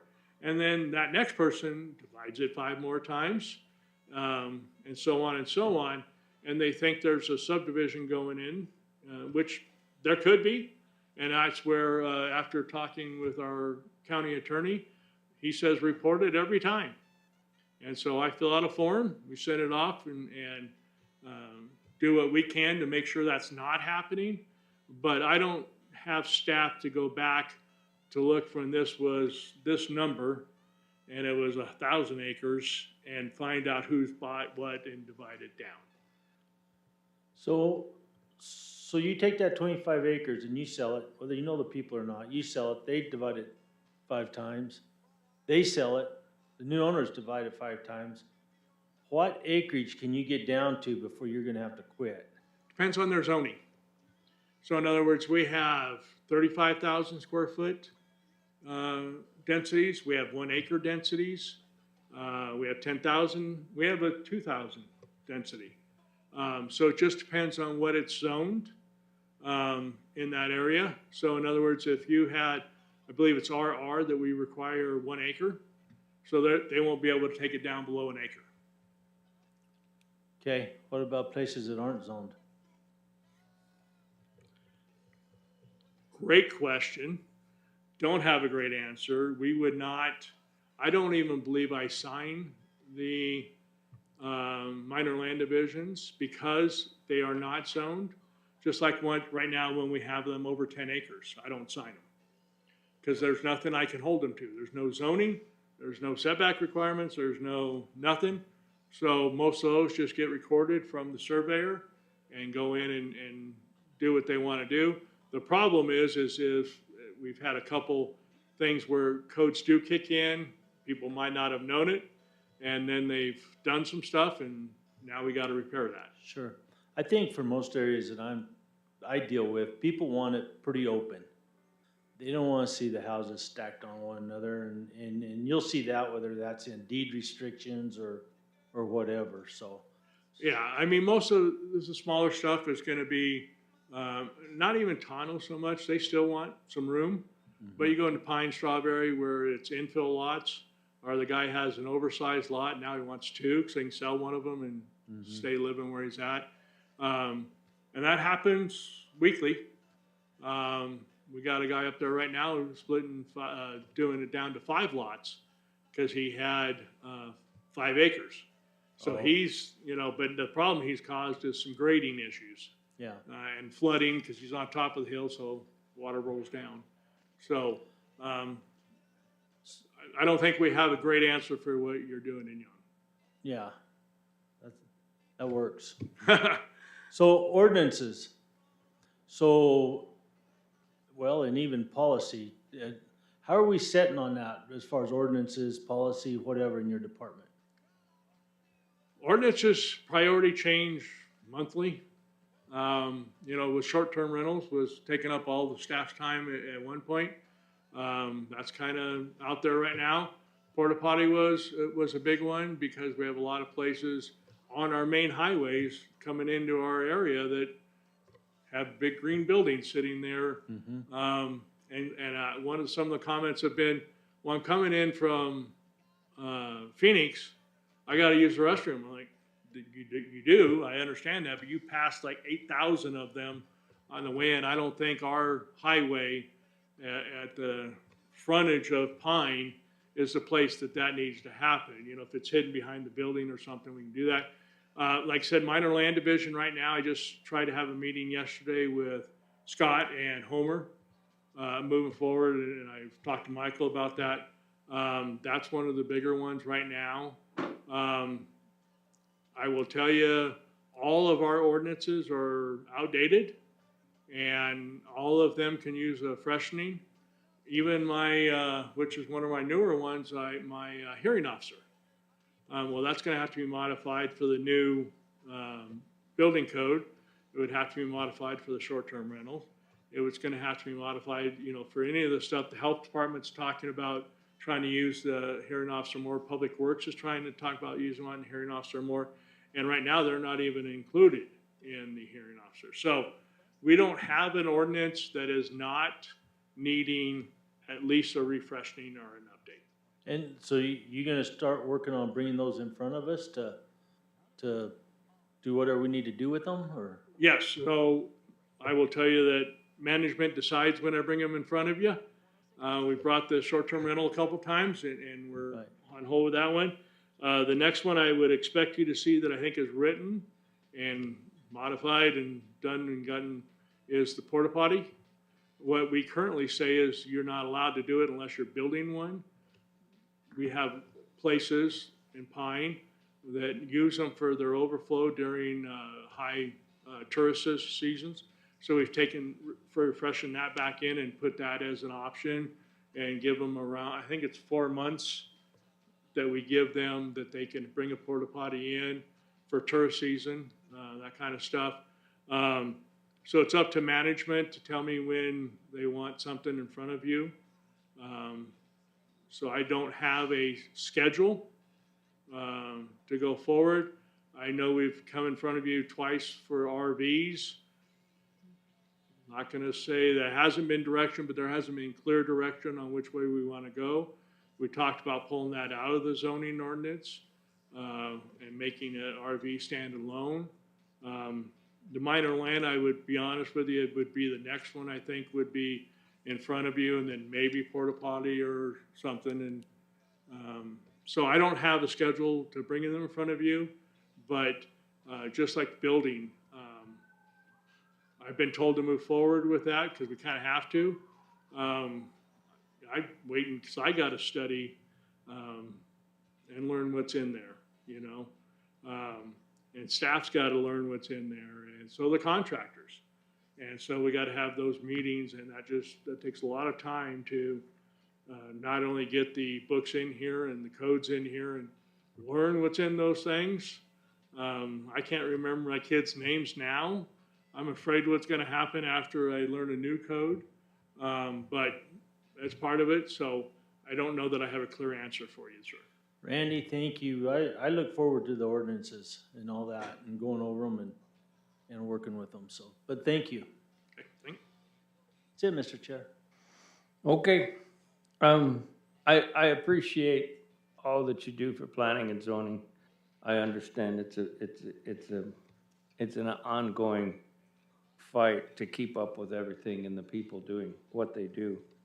And also to, like with the updates of what code we're going by, that's gonna cause the new builders a lot of difficulty, but it's gonna save expense to the existing homeowners.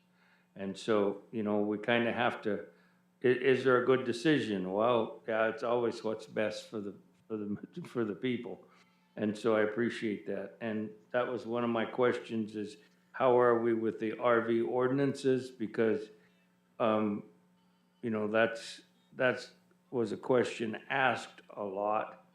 And so, and it still is, but I understand why that's on hold as well.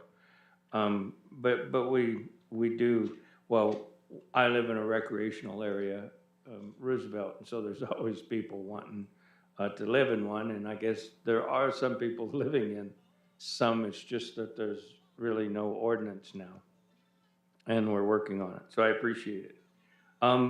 Also too, and you say you're encouraging people to call in, and I can appreciate that as well, but if they do call in and ask for a site visit, do you go do site visit? It depends on what for, to be honest with you. If the site visit was to determine flood, those kind of things, absolutely. What we don't get into, and we get a lot of calls for, is, well, I just got one from the Forest Service yesterday where they want me to come out and condemn their building. And I'm like, no, that's a third-party home inspector that you would use for that. That's not something we would do. So if someone called us and it was something we do, construction-wise or any of that stuff, then absolutely we go out there. It will not always be the next day, but if we have time on a day, my inspector will always stop by. I will tell you, Kim will stop by. I stop by going to and from here. Today I stopped on one on coming in, and I got two going back. So Yeah, yes. I can appreciate that, because if somebody calls in and says, okay, if I've got a shed under 200 square feet, do I need a permit? Well, no. Okay, well, like you say, then they put it on their septic tank or whatever, and then it just creates problems down the road.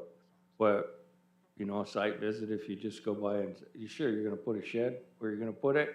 You're gonna put it right there? Okay, if it's not on your septic, I don't see a problem, then there isn't one.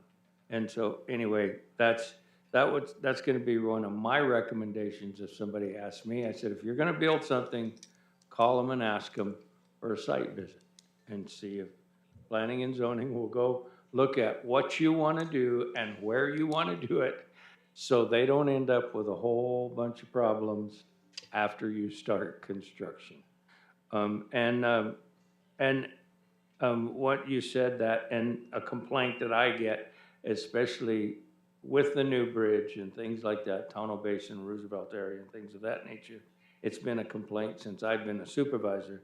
And you said that staff doesn't go back and look when somebody broke down 1,000 acres, who it sold, where it sold to.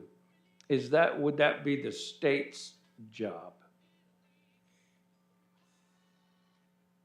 I guess whose job is it? Because a lot of the complaints I get is Bill sells it to Fred, Fred sells it to Sam, and then Sam sells it back to Bill again. Right. And so Bill gets 15 lots instead of just 5.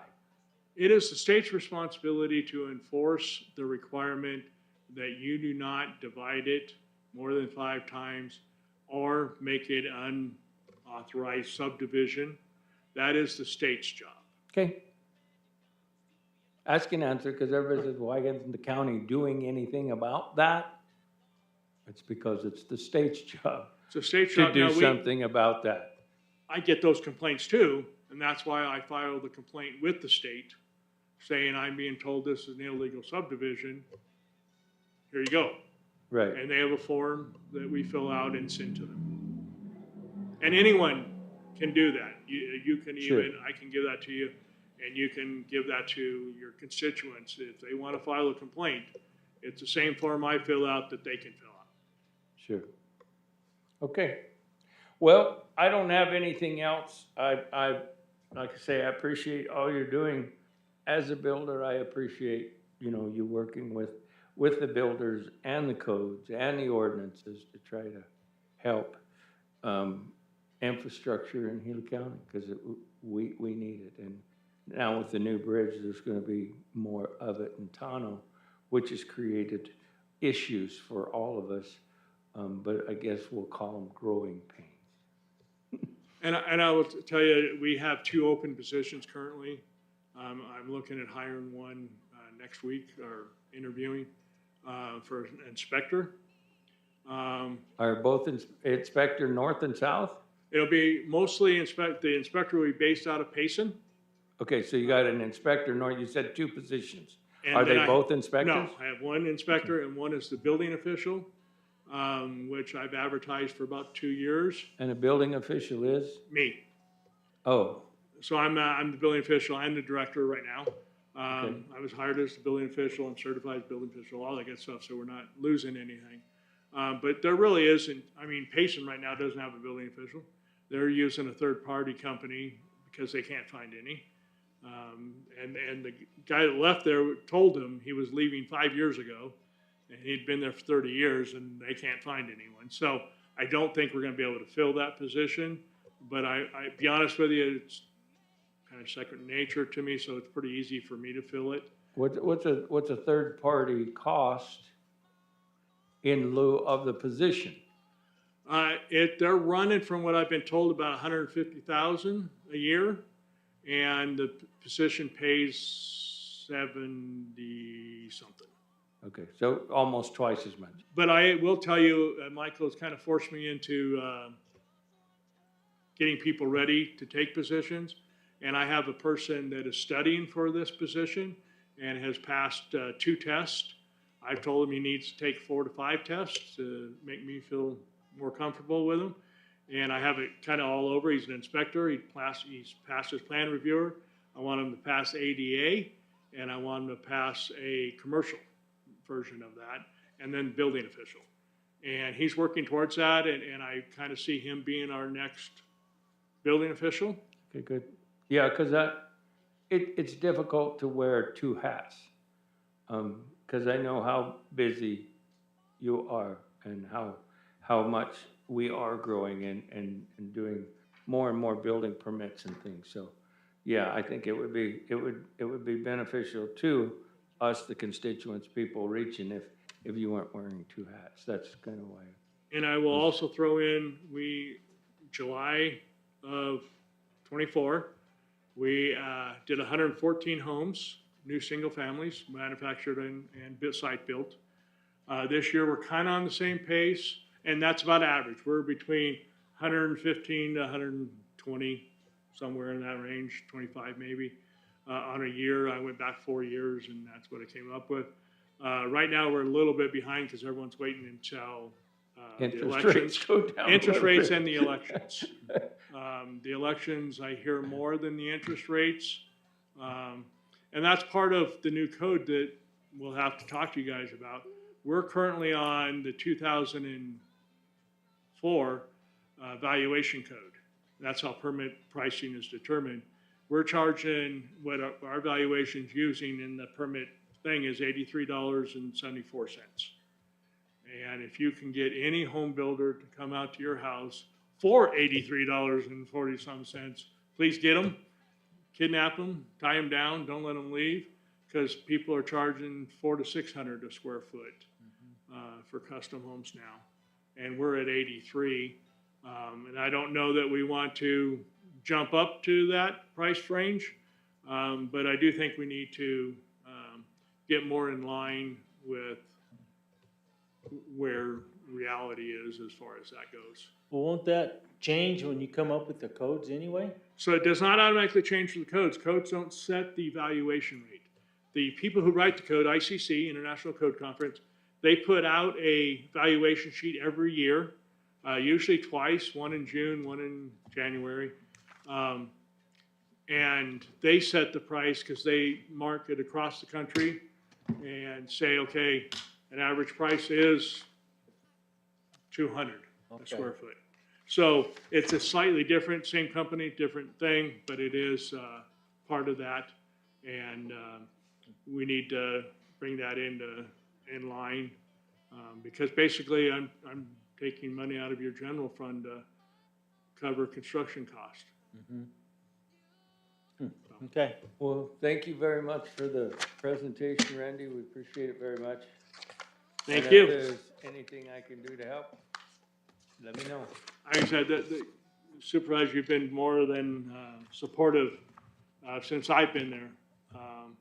I've had Supervisor buy a printer, that I couldn't get, and I've always felt that you guys want what's best for what we're doing, and I thank you for your support. Thank you, Randy. Okay, sir. Okay, well, moving on, we're gonna go to 3, call of the public. Do we have anybody up facing? No? We have no one here. Do we have anyone in computer land? How many people did we have on today? We were about 38. 38. How long did they stay? No, I'm kidding. Okay. Well, that's good. The other day we had like 50 and now we got 38. So it's great to see more people getting involved. When you don't see them here, you know they are getting involved in what's going on. And so, okay, there's no call to the public, then we move on to 4. At any time during the meeting pursuant to ARS 38-431.02K, members of the Board of Supervisors and County Manager may present a brief summary of current events.